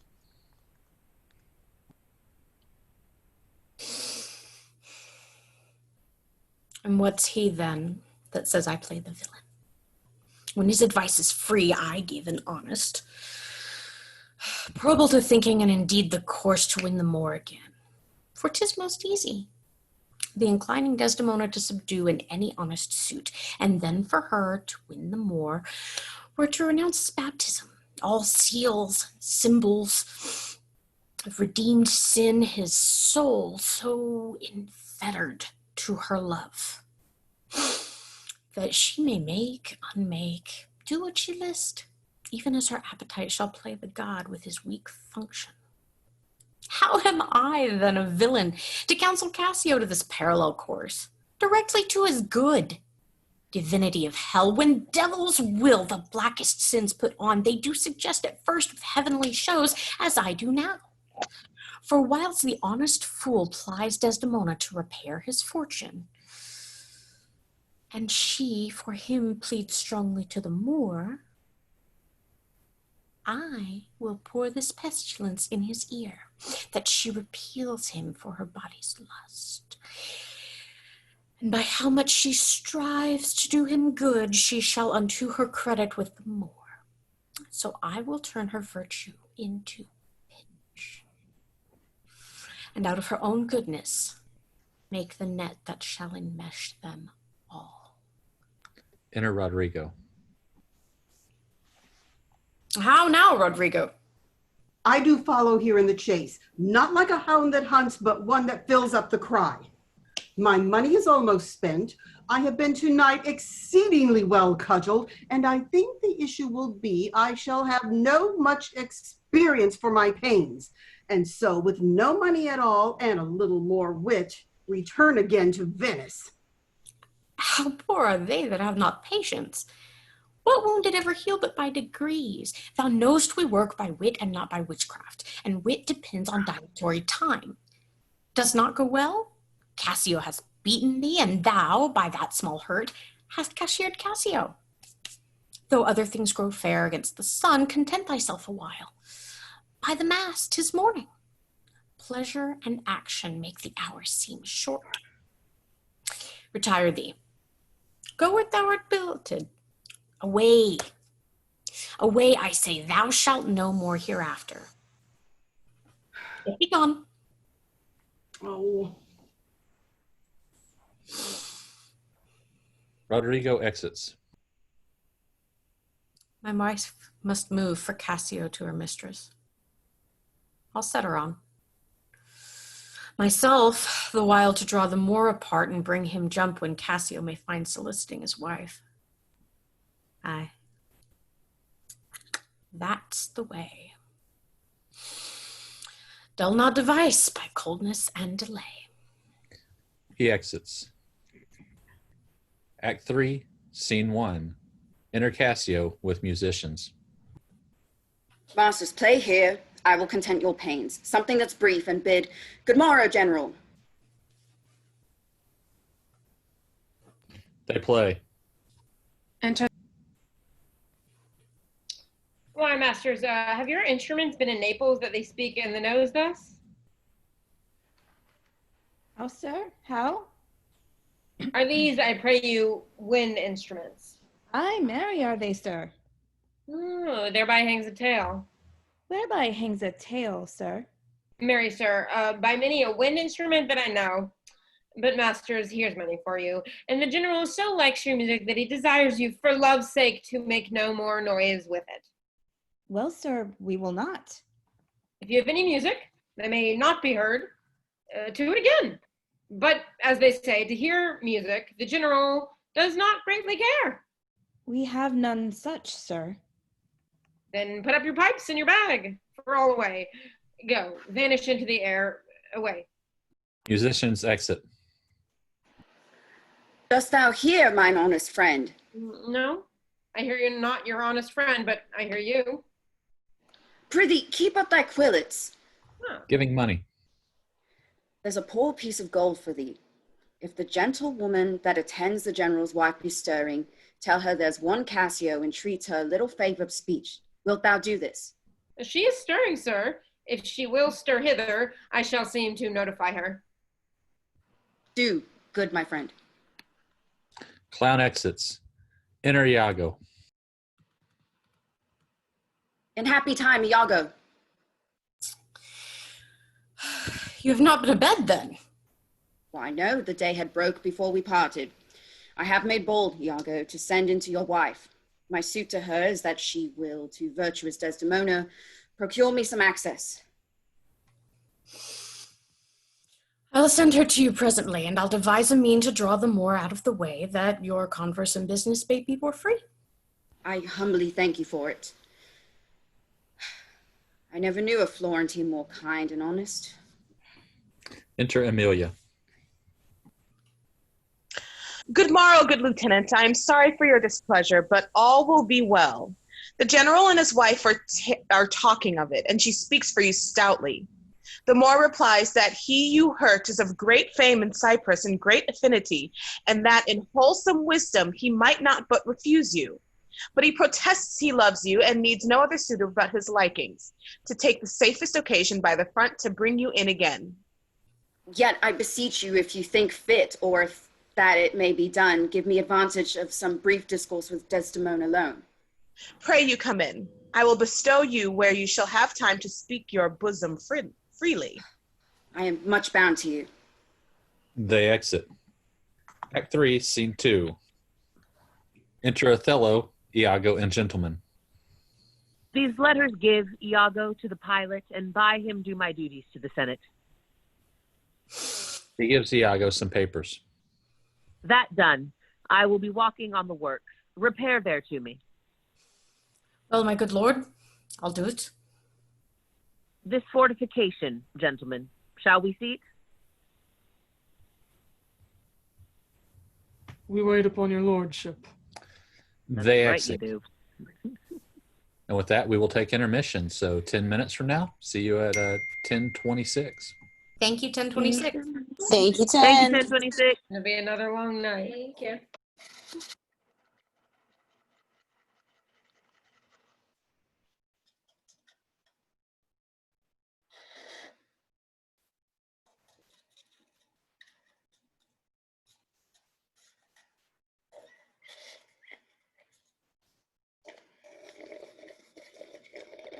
We can still chat amongst ourselves. I think everybody. Why I left it open, yeah. Everybody just turned to their drinks and started focusing on that. Yeah. Well, it is Cheers. Shakespeare. Turning to your drink is an important Cheers. part, so. However, mine is empty. Mine's almost there. I need to go grab some more beverage, actually. Yeah. I'll go for Micah, the you're not second in your one. car tonight. What's happening? I know. Well, I'm in my car when I'm at my mom's because that's like a small apartment. But now I'm at my dad's and I have my own room. Yay. So There we go. Cool. Mm-hmm. There we go. You can see you Good much to better. see you I mean, instead if of you were in this messaging gorgeous her. drag in the car, we wouldn't be able to see you, so that would be problematic. Yeah, I know. I would hate that. I worked so hard. Yeah, it's fun. I love doing drag. Yours There's is something great. very freeing about it. Like I've never had any like, penis envy. That's not really how I roll at all. Fuck that shit. But there's something very fun about it. Oh, it's super fun. Like I've never done it before. We did Zoom Shakespeare, but I thought like acting, let me go all out, and all it took was this one Ben Nye pencil. Very nice. Yeah. Y'all want to see my drag glamour shot here? Hang on, I gotta show you guys. Yeah. There it goes. Dang. Yeah. Whoa. Sexy man. Wow, with the edit. Love it. Had to. You look kind of like a handsome, what's the, it's like an anime character or something. Yeah. Like very gender neutral, fluid. Very androgynous. I agree. Yeah. Amazing. And thank you for everyone who decided to do drag. And, like week after week, we've got some great guys going on in a lot of our Shakespeare reads. Like I could do your job, but could you do mine? Damn straight. Probably not is the answer to that question. Probably not. We should do that though. Like, oh my God, reverse, Yeah. Let's get Seth on here and drag, yo. Like, That'd be funny. True to the time. We'll just Roderick, do a fully all those gender bend cast. Yes. Next week, maybe. That'd be great. I mean, what else are we doing, right? Right? It's so hard to find that many men. It would be like it'd be a real struggle to find that many dudes because they're never enough. Well, for Shakespeare, I always feel like there's way more guys than girls. So it's like if all of us gals are, doing guy parts, then there's only 4 or so guys that we really need. Yeah. Man. That could work. That could be fun. Definitely. And I'm sure we'll see some very pretty men. So I think it'd be worth it. So like, I'm having a margarita from this place called Teotihuacan. And yeah, you know Teotihuacan. Oh, I know Teotihuacan. Yeah. So I froze the margarita like way too much, and then for some stupid reason when I brought it out of the freezer, I like banged it against my counter, and freaking one of the pieces of the carton like ended up in my drink just now. So that was dangerous. I'm gonna go get some more.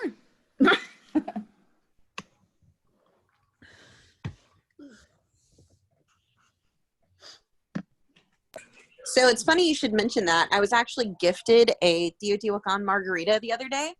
And it came with like a giant thing of like frozen margarita and then like 2 little mini tequilas. And the margarita was too frozen. So I was like, I waited for a little while and then I just like put the tequilas in something else. So I just have like random margarita mix. Gotta do what you gotta do.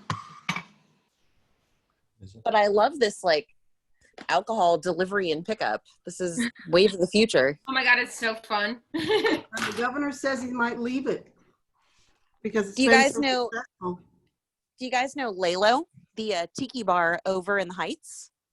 Yep. I do. They have been doing like tiki punch, like batch pickups basically. So you order like the day before, and they'll give you stuff to make like 6 tiki drinks for I think like close to like $50 something.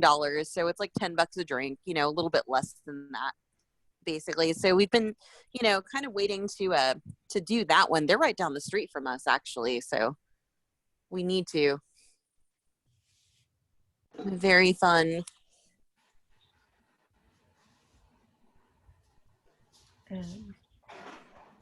Nicole, how did the jambalaya turn out? It looked delicious.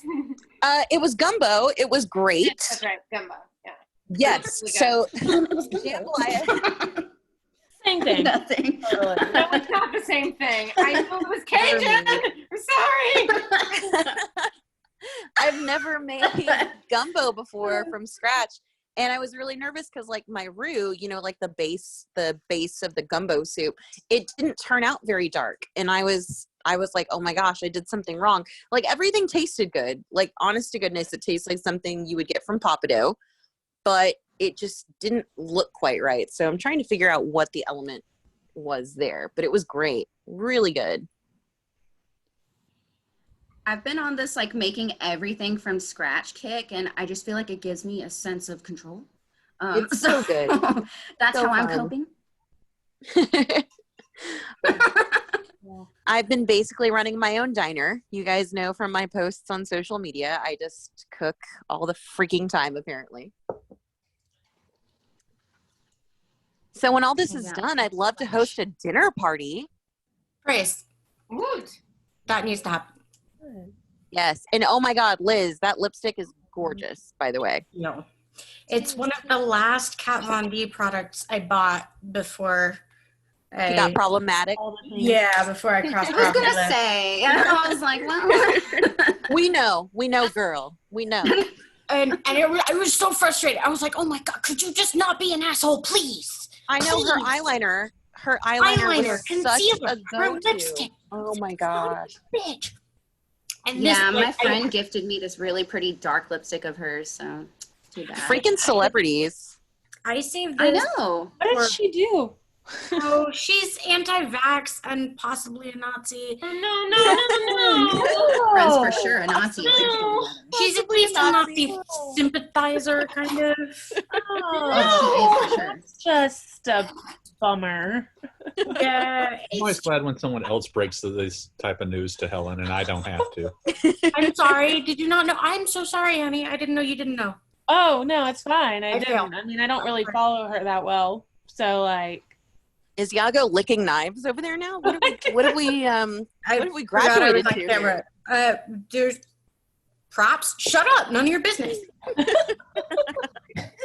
Worry about yourself. Hey, I'm over here drinking Franzia. I am done for the evening. I don't know you. That's my purse. By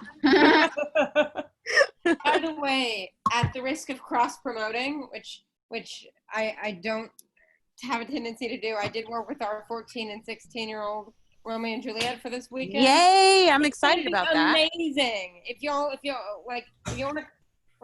y'all aren't busy this weekend, just stopping by for one night, they're gonna be incredible. I was acting like you working with the kids.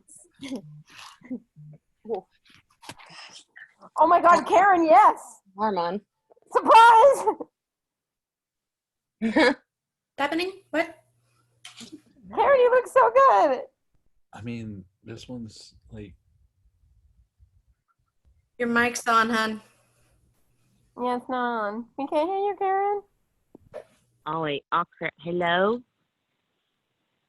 Hello? I can hear someone.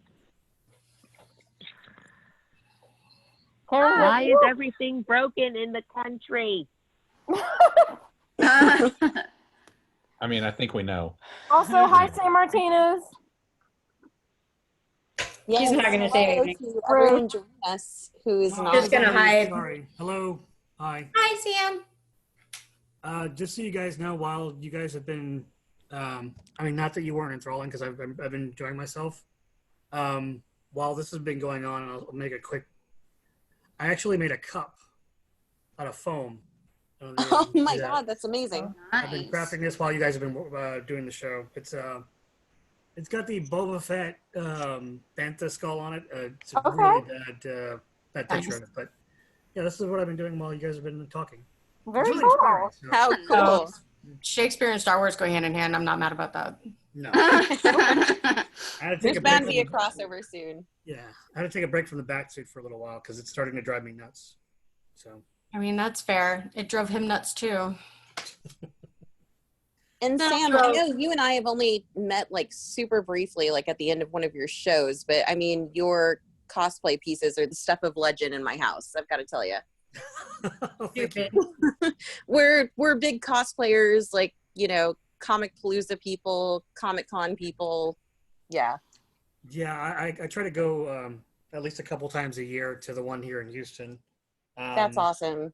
And I'm kind of glad that this got delayed because this batsuit was supposed to show up there and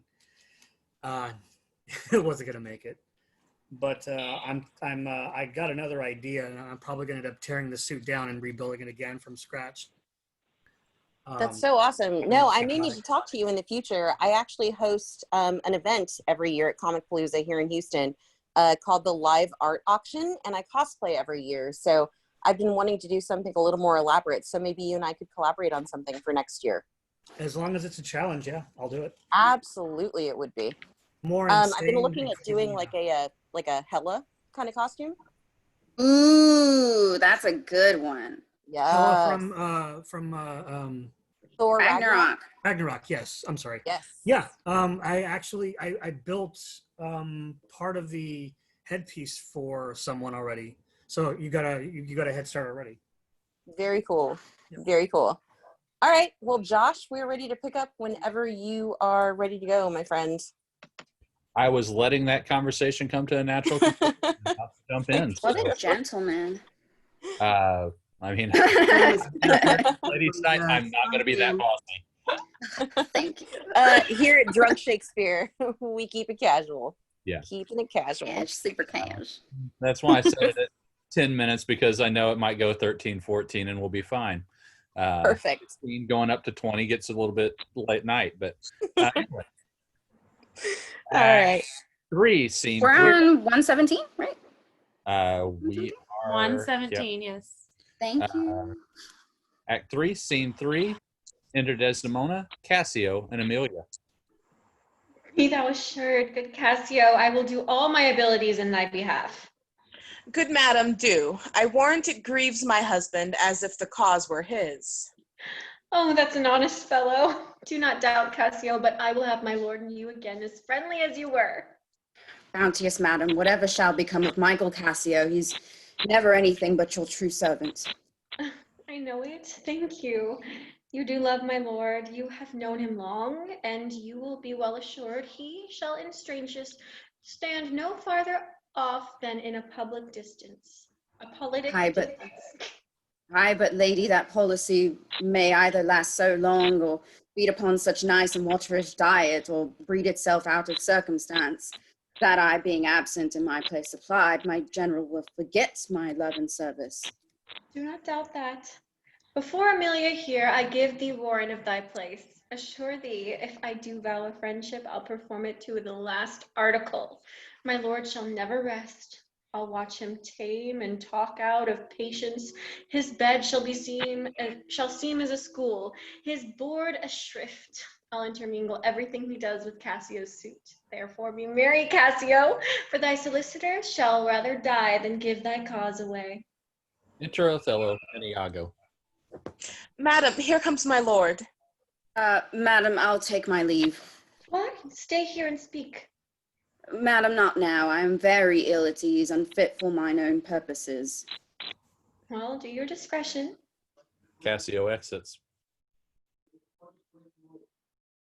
Like that not. What dost thou say?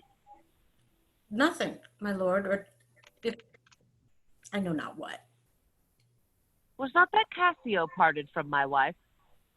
Cassio, my lord? No. Sure, I cannot think it. That he would steal away so guilty-like, seeing you're coming. I do believe 'twas he. How now, my lord? I have been talking with a suitor here, a man that languishes in your displeasure. Who is't you mean? Why, your Lieutenant Cassio. Good, my lord, if I have any grace or power to move you, his presence reconciliation take. For if he be not one that truly loves you, that errs in ignorance and not in cunning, I have no judgment in an honest face. And prithee call him back. Went he hence now? Yes, faith, so humbled that he have left part of his grief with me to suffer with him. Good love, call him back. Not now, sweet Desdemona, some other time. It shall be shortly. The sooner, sweet, for you. Shall it be tonight at supper? No, not tonight. Tomorrow dinner, then? I shall not dine at home. I meet the captains at the Citadel. Why then tomorrow night, or Tuesday morn, or Tuesday noon or night, or Wednesday morn? I prithee name a time, but let it not exceed 3 days. In faith, his penitent, and yet his trespass in our common reasons. Say that they say the wars must make example of out of her best. Is not almost a fault to incur a private check? When shall he come? Tell me, Othello. I wonder in my soul, what would you ask me that I should deny, or should stand so mammering on? What Michael Cassio that come a wooing with you, and so many a time when I've spoke of you despairingly, he had taken your part. To have so much to do to bring him in, my dear lady, I could do much. Prithee, no more. Let him come when he will. I will deny thee nothing. Why, this is not a boon. 'Tis as I should entreat you wear your gloves, or feed on nourishing dishes, or keep you warm, or sue to you to do a peculiar profit to your own person. Nay, when I have a suit wherein I mean to touch your love indeed, it shall be full of poise and difficult weight, and fearful to be granted. I will deny thee nothing. Whereon I do beseech thee, grant me this, to leave me but a little to myself. Shall I deny you? No.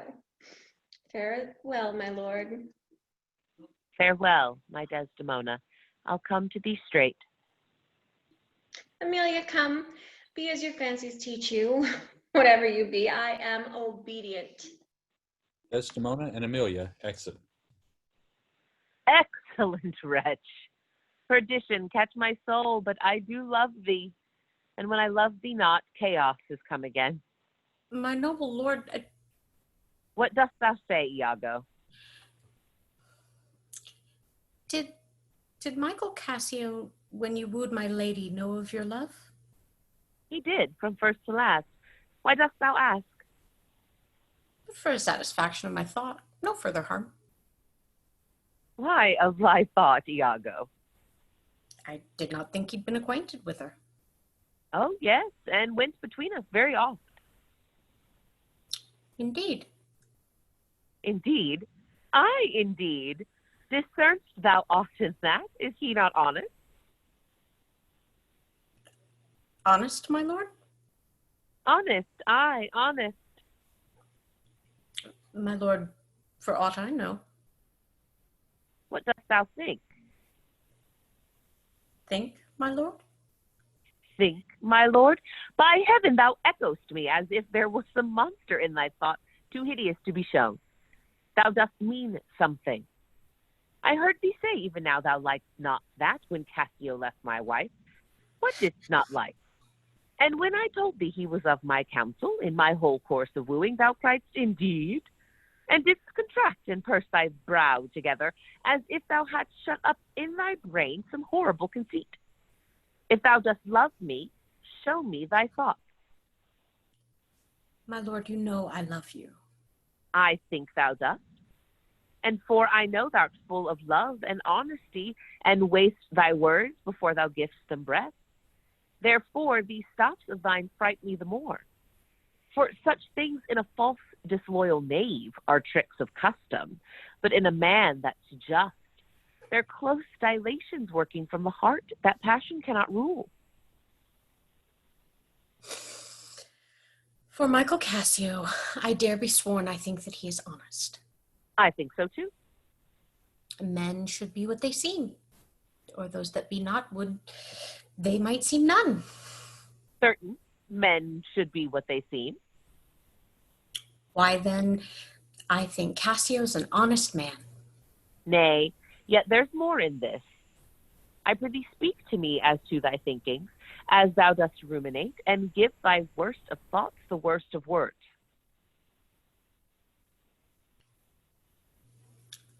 Good my lord, pardon me. Though I am bound to every act of duty, I am not bound to all that slaves are free to.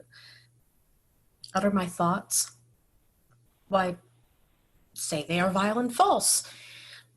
As, where's that palace where untrue foul things sometimes intrude not? Who has the beast so pure? But some uncleanly apprehensions keep leads in low days and sessions sit with mediations lawful. Thou dost conspire against thy friend Iago, if thou but think'st him wronged and mak'st his ear a stranger to thy thoughts. I do beseech you, though I perchance am vicious in my guess, as I confess it is my nature's plague to spy into abuses, and oft my jealousy shapes faults that are not, that your wisdom from one that so imperfectly conceits would take no notice, nor builds yourself a trouble out of his scattering and unsure observance. It were not for your quiet, nor your good, nor for my manhood, honesty, and wisdom to let you know my thoughts. What dost thou mean?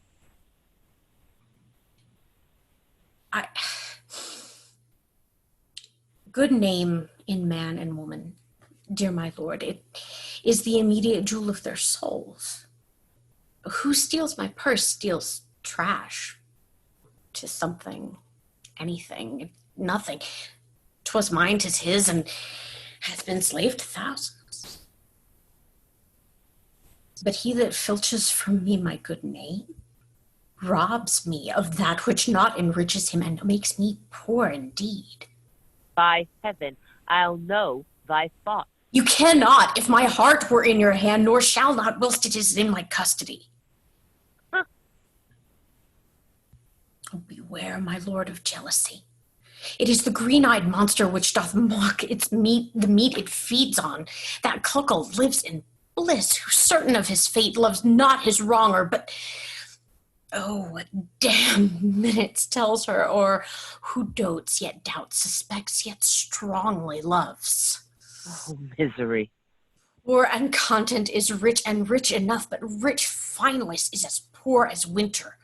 To him that ever fears he shall be poor. Good God, the souls of all my tribe defend from jealousy. Why? Why is this? Think'st thou I'd make a life of jealousy to follow still the changes of the moon with fresh suspicion? No. To be once in doubt is once to be resolved. Exchange me for a goat when I shall turn the business of my soul to such exsulficate and blown surmises matching thy inference. 'Tis not to make me jealous to say my wife is fair, feeds well, loves company, is free of speech, sings, plays, and dances well. Where virtue is, these are more virtuous. Nor from mine own weak merits will I draw the smallest fear or doubt of her revolt, for she had eyes and chose me. No, Iago, I'll see before I doubt. When I doubt, prove. And on the proof there is no more but this: away at once with love or jealousy. I am glad of this, for now I shall have reason to show the love and duty that I bear you with franker spirit. Therefore, as I am bound, receive it from me. I speak not yet of proof. Look to your wife. Observe her well with Cassio. Wear your eyes thus, not jealous nor secure. I would not have your free and noble nature out of self-bounty be abused. Look to it. I know our country disposition well. In Venice, they do let God see the pranks they dare not show their husbands. Their best conscience is not to leave it undone, but to keep it unknown. Dost thou say so? She did deceive her father in marrying you. And when she seemed to shake and fear your looks, she loved them most. And so she did. Why go to then? She that so young could give out such a seeming to seal her father's eyes up as close as oak. He thought 'twas witchcraft.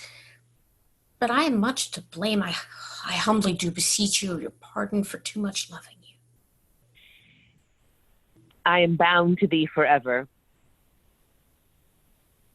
I see this hath little dashed your spirits. No, not a jot, not a jot. If faith I fear it has. I hope you will consider what is spoke comes from my love. But I do see you're moved. I am to pray you not strain my speech to grosser issues, nor to larger reach than to suspicion. I will not. Should you do so, my lord, my speech should fall into such vile success as my thoughts aim not at. Cassio is my worthy friend, my lord. I see you are moved. No, not much moved. I do not think but Desdemona's honest. Long live she so, and long live you to think so. And yet, how nature, erring from itself. Aye, there's the point. As to be bold with you, not to affect many proposed matches of her own clime, complexion, and degree, whereto we see in all things nature tends. One may smell in such a will most rank foul disproportion, thoughts unnatural, but pardon me, I do not in position distinctly speak of her. Though I may fear her will, recoiling to her better judgment, may fall to match you with her country forms and haply repent. Farewell, farewell. If more thou dost perceive, let me know more. Set on thy wife to observe. Leave me, Iago. My lord, I take my leave. Why did I marry? This honest creature doubtless sees and knows more, much more than he unfolds. My lord, I might entreat your honor to scan this thing no further. Leave it to time. Although 'tis fit that Cassio have his place, for sure he fills it up with great ability. Yet, if you please to hold him off a while, you shall by that perceive him and his means. Note if your lady strain his entertainment with any strong or vehement importunity, much will be seen in that. In the meantime, let me be thought too busy in my fears, as worthy cause I have to fear I am, and hold her free. I do beseech your honor. Fear not, my government. I once more take my leave. He exits. This fellow's of exceeding honesty, and knows all qualities with a learned spirit of human dealings. If I do prove her haggard, though that her jesses were my dear heartstrings, I'd whistle her off and let her down the wind to prey at fortune.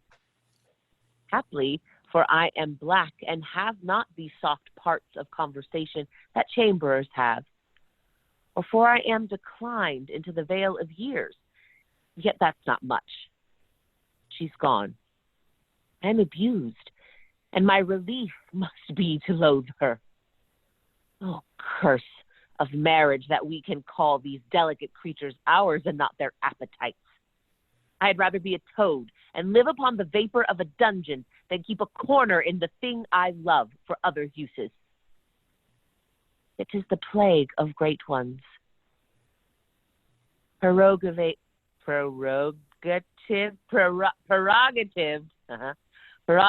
are they less than the base. 'Tis destiny unshunnable, like death. Even then this forked plague is fated to us when we do quicken. Look, here she comes. Enter Desdemona and Emilia. She be false, heaven mocks itself. I'll not believed. Come now, my dear Othello, your dinner and the generous islanders, by you invited to attend your presence. I am to blame. Why do you speak so faintly? Are you not well? I have a pain upon my forehead here. Faith, that's what's watching. 'Twill away again. Let me but bind it hard within this hour. It will be well. Your napkin is too little. Let it alone. The handkerchief Come. falls unnoticed. Oh, yes. Come, I'll go in with you. I am very sorry that you are not well. Othello and Desdemona exit. Emilia picking up the handkerchief. I'm glad I have found this napkin. This was her first remembrance from the moor. My wayward husband hath 100 times wooed me to steal it, but she so loves the token, for he conjured her she should ever keep it, that she reserves it evermore about her to kiss and talk to. I'll have the work taken on it, and give it to Iago. What he will do with it, heaven knows, not I nothing but to please his fantasy. Enter Iago. How now? What do you here alone? Do not you chide.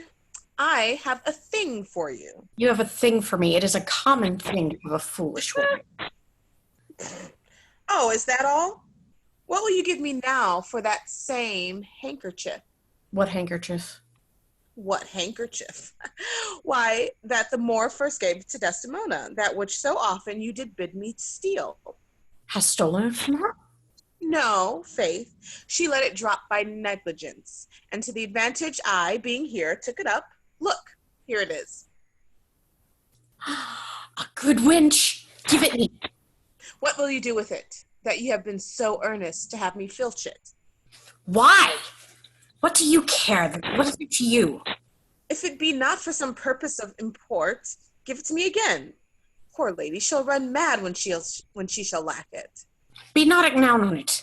I have use for it. Go. Leave me. Emilia exits. I will in Cassio's lodging lose this napkin, and let him find it.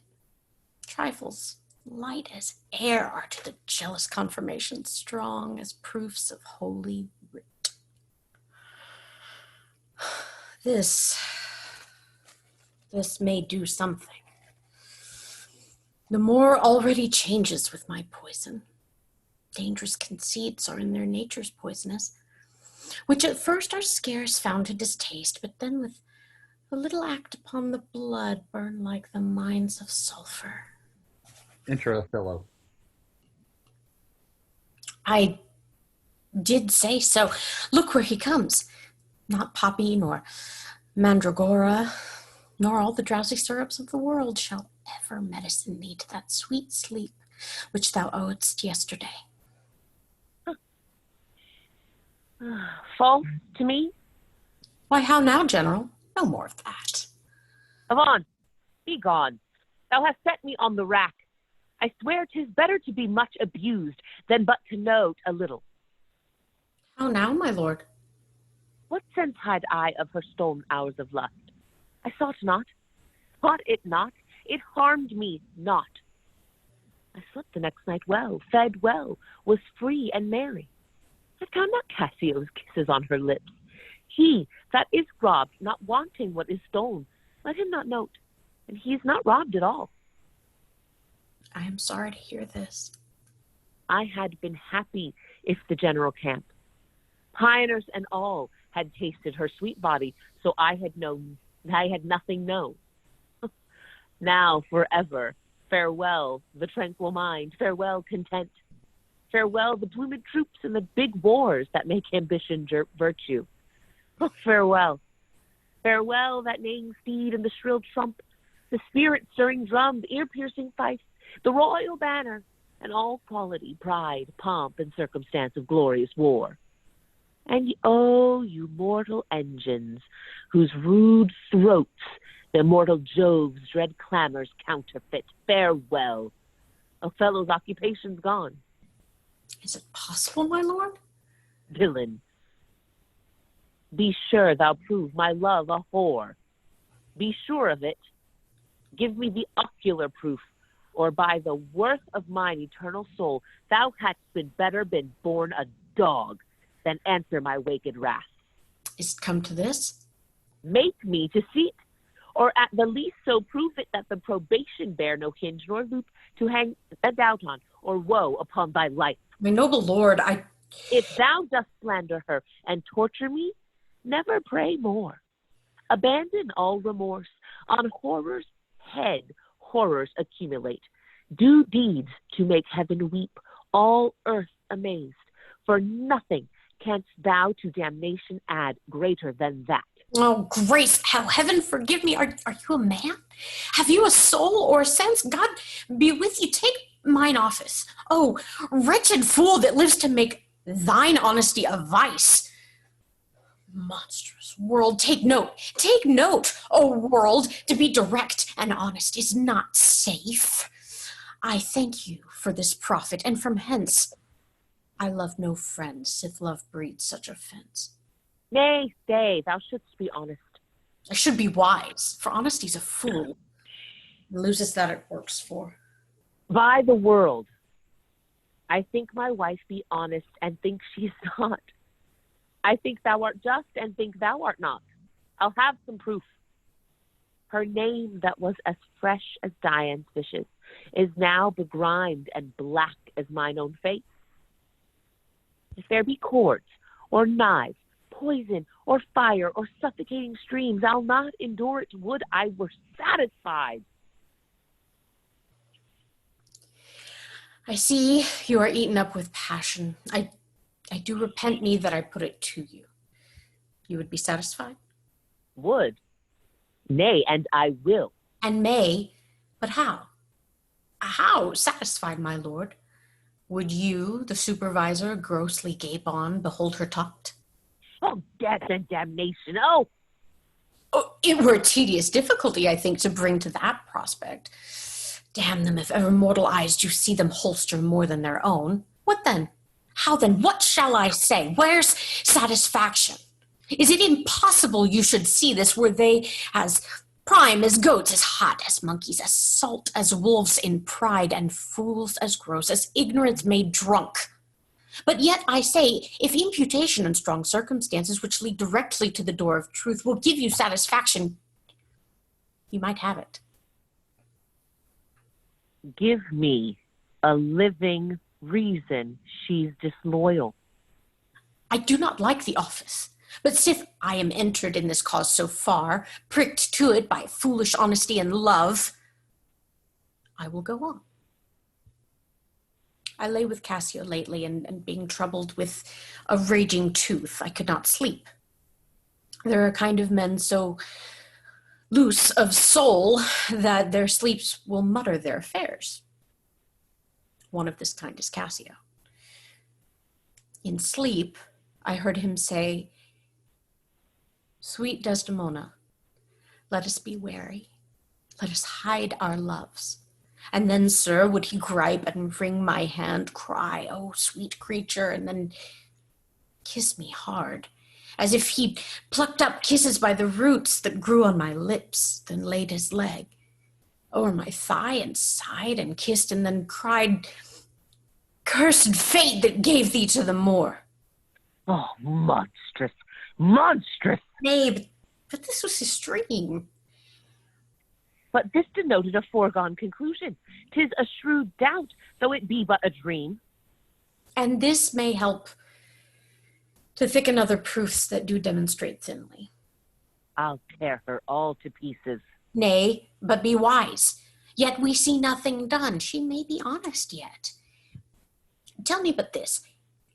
Have you not sometimes seen a handkerchief spotted with strawberries in your wife's hand? I gave her such a one. 'Twas my first gift. I know not that, but such a handkerchief, I'm sure it was your wife's, did I today see Cassio wipe his beard with. If it be that.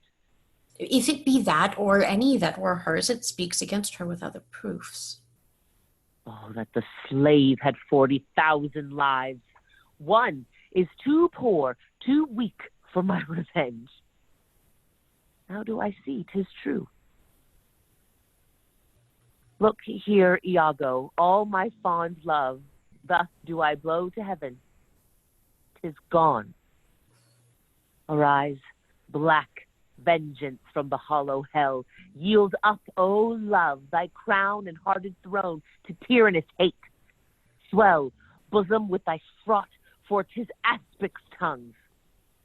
Yet be content. Oh, blood, blood, blood. Patience, I say, your mind perhaps may change. Never, Iago. like to the Pontic Sea, whose icy current and compulsive course ne'er feels retiring ebb, but keeps due on to the Propontic and the Hellespont. Even so, my bloody thoughts with violent pace shall ne'er look back, ne'er ebb to humble love, till that a capable and wide revenge swallow them up. Now by yond marble heaven, in the due reverence of a sacred vow, I here engage my words.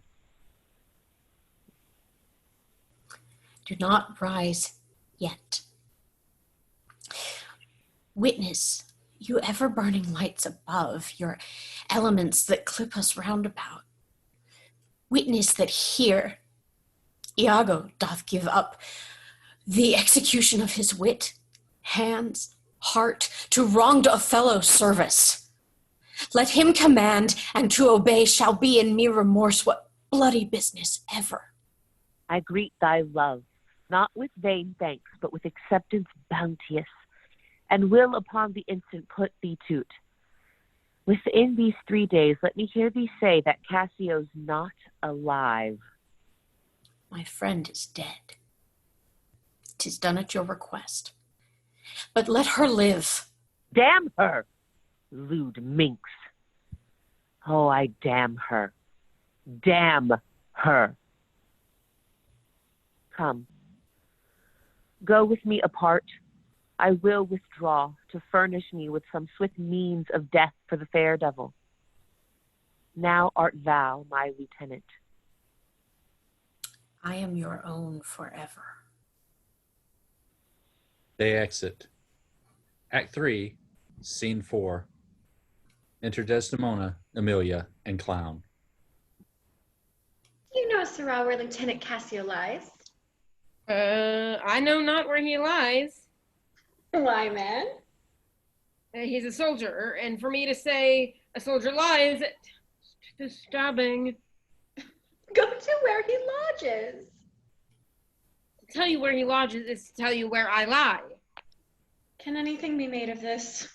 I do not know where he lodges, and for me to devise a lodging and say he lies there or he lies there were to lie in mine own throat. Can you inquire him out and be edified by report? I will catechize the world for him, that is, make questions and by them answer. Seek him, bid him come hither. Tell him I have moved my lord on his behalf and hope all will be well. Do this is within the compass of a man's wit, and therefore I will attempt the doing it. Clown exits. Where should I lose that handkerchief, Emilia? I know not, madam. Believe me, I had rather have lost my own purse full of crucidos, but my noble Moor is true of mind and made of no such baseness as jealousy creatures are.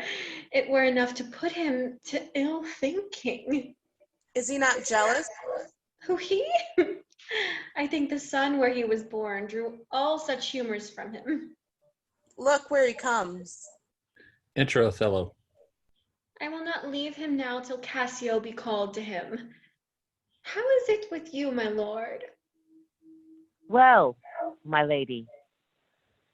Oh, hardness to dissemble. How do you, Desdemona? Well, my good lord. Give me your hand. This hand is moist, my lady. It has yet felt no age, nor known no sorrow. This argues fruitfulness and liberal heart. Hot and moist. This hand of yours requires a sequester from liberty, fasting, and prayer, much castigation, exercise devout. For here's a young and sweating devil here that commonly rebels. 'Tis a good hand, a frank one. You may indeed say so, for 'twas that hand that gave away my heart. A liberal hand. The hearts of old gave hands by our new heraldry as hands, not hearts. I cannot speak of this. Come now, your promise. What promise, Chuck? I have sent to bid Cassio come speak with you. I have a salt and sorry rheum offends me. Lend me thy handkerchief, Here, my lord. that which I gave you. I have it not about me. Not? No, faith, my lord. That's a fault. That handkerchief did an Egyptian to my mother give. She was a charmer and could almost read the thoughts of people. She told her while she kept it, 'twould make her amiable and subdue my father entirely to her love. But if she lost it or made a gift of it, my father's eyes should hold her loathed, and his spirit should hunt after new fancies. She, dying, gave it me, and bid me, when my fate would have me wived, to give it her. I did so, and take heed on't, make it a darling like your precious eye. To lose't or give't away were such a perdition as nothing else could match. Is it possible? 'Tis true. There's magic in the web of it. A Sibyl that had numbered in the world the sun to course 200 compasses, in her prophetic fury sowed the work. The worms were hallowed that did breed the silk, and it was dyed in mummy, which the skill for conserved of maiden's heart. Is it true? Most veritable. Therefore look to 12. Then would to God that I had never seen it. Wherefore? Why do you speak so startlingly and rash? It's lost. It's gone. Speak. It's out of the way. Heaven bless us. Say you. It is not lost, but what if it were? How? I say it is not lost. Fetched. Let me see it. Why, so I can, but I will not now. This is a trick to put me from my suit. Pray you, let Cassio be received again. Fetch me the handkerchief. My mind misgives. Come, you'll never meet a more sufficient man. The handkerchief. I pray talk me of Cassio. The handkerchief. A man that all his time hath founded his good fortunes on your love, shared dangers with you. The handkerchief. My faith, you are to blame. Zoons. Is not this man jealous? I never saw this before. Sure, there's some wonder in this handkerchief. I'm most unhappy in the loss of it.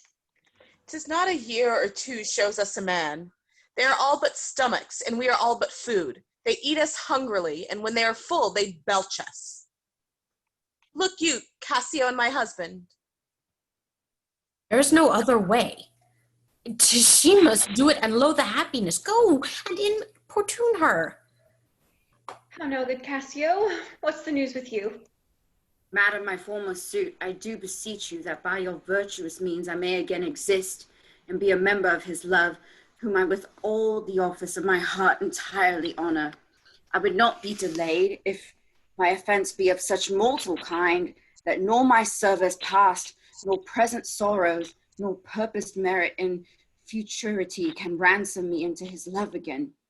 But to know so must be my benefit. So I shall clothe me in a forced content and shut myself in some other course to fortune's arms. Alas, thrice gentle Cassio, my advocation is not now in tune. My lord is not my lord, nor should I know him were he in favor as a humor altered. So help me every spirit sanctified, as I spoke for you all my best, and stood within the blank of his displeasure for my free speech. You must be patient. What I can do, I will, and more I will than for myself I dare. Let that suffice you.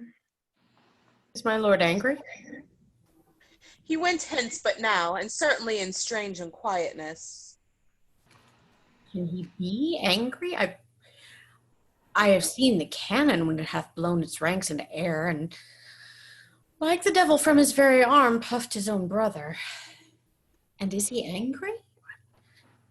Something of moment, then. I will go meet him. There's matter in it, indeed, if he be angry. I prithee do so. He exits.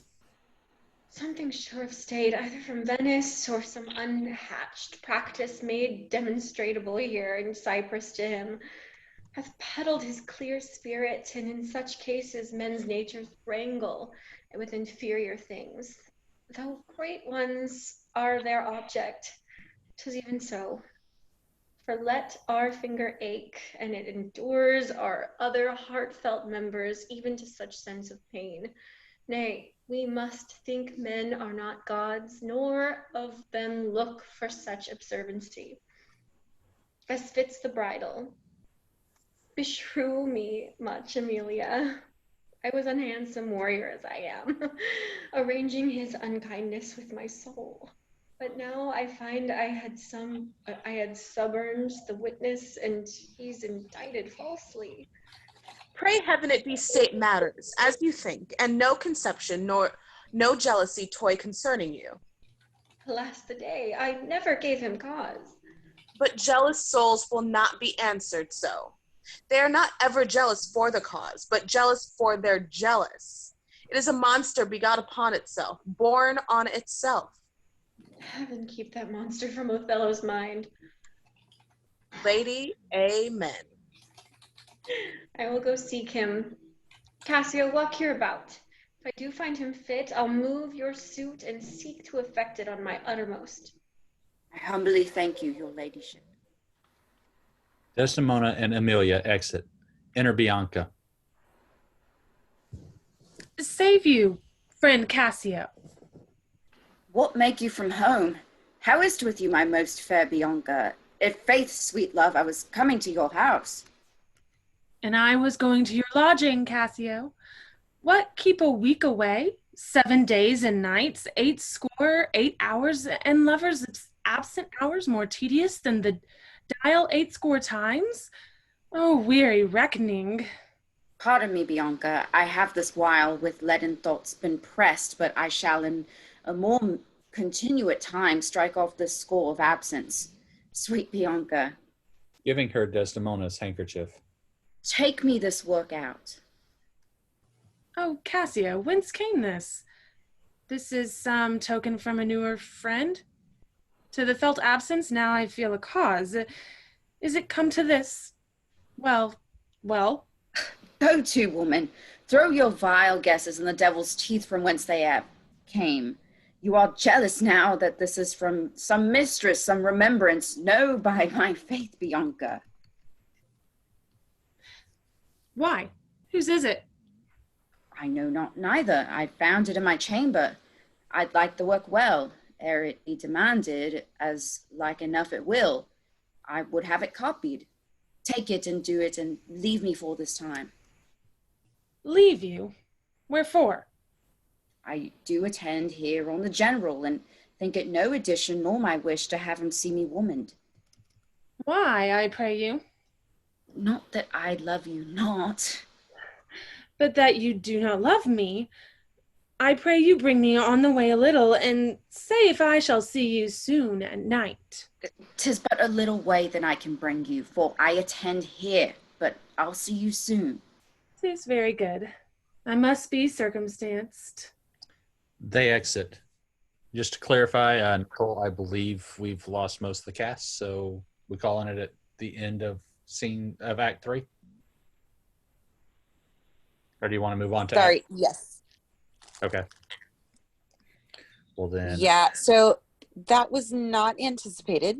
I guess I didn't realize how very long Othello was, but I think everyone who joined tonight, this was great. You were all incredibly talented. We also had some technical issues along the way, so. Yeah. We love you, Ramina. I love you guys too. I wish I could see your faces. When you call Othello without Othello, it causes some issues. Yeah. The robotic, the robotic remix. That's what I was thinking. The robotic Othello. So good. It was a kind of amazing. Futuristic. Yeah. It was an acting choice, guys. You know. You know, it was strong. It was strong Thank what you. you did. I was impressed. Thank you. I was thinking about like, futuristic, like kind of thing. Yeah. No, for sure. Well, I mean, he's a man without a country. He's out of water the whole time. So if he's actually a cyborg, that would make sense. Or an alien. Right. I mean, Also- if we kept going at that pace, we probably would have only like gotten through another scene, I feel like. Or we Right. would finish on Tuesday. Or yeah. Yeah. But I did figure out some kind of, I don't know, it's probably a lot cooler to me than it is to anybody else, but I figured out some nifty tech for Act 5. So I would really love to do that with you guys at some point. Oh, Liz, don't let me know that I'm down. You know, if It'll have everyone to be when I'm would not like at my mom's house. I'm down, but I Yeah. can't this week. So I got. if we want to do a rain check, I can definitely set something up for maybe Monday. Like that's a nice random day. That's Memorial Day. My schedule's empty. Holiday. It is Memorial Day, and none of you should be doing anything social. So, Yeah, there you go, Nicole. I'm just gonna throw some I'm shade. not doing anything social, and I don't have to work because tomorrow is the last day of school. Oh, nice. Congratulations. Not to that it all the matters, because I haven't seen I the know we kids have since at March. least like 12 of you on this call right now. Yes. Our last week is next week. So we have until the 28th. I've been done. Yeah, that's us, HISD. We're in it till next week too. But yeah, technically June 2nd, but we won't have much to do. This week we haven't like really taught. It's been like, hey kids, you better get caught up on your work, or Yeah. I've been Or great. it's gonna be trouble. Another, yeah. I've been Okay, listening to my so parent calls. It's interesting. I would really love to hear the rest of this. So I will put out the word in the event. I'll go ahead and just send a message out to everyone. So we'll pick up at Act 4, Scene 1 on Monday, let's say, if that works for everyone. Cool. Yeah. So Works for me, fam. All right. I'm off on Monday because my office decided to close. I actually have a holiday off. I can't remember the last time that happened. So. Hey, congratulations. All right. I'll set it up and put the word out. Thank you all for tonight. Good night. It was wild. I wiped off my mustache. Night, guys. Till we meet again. Yeah. Bye, everyone. Bye. I'm fading into the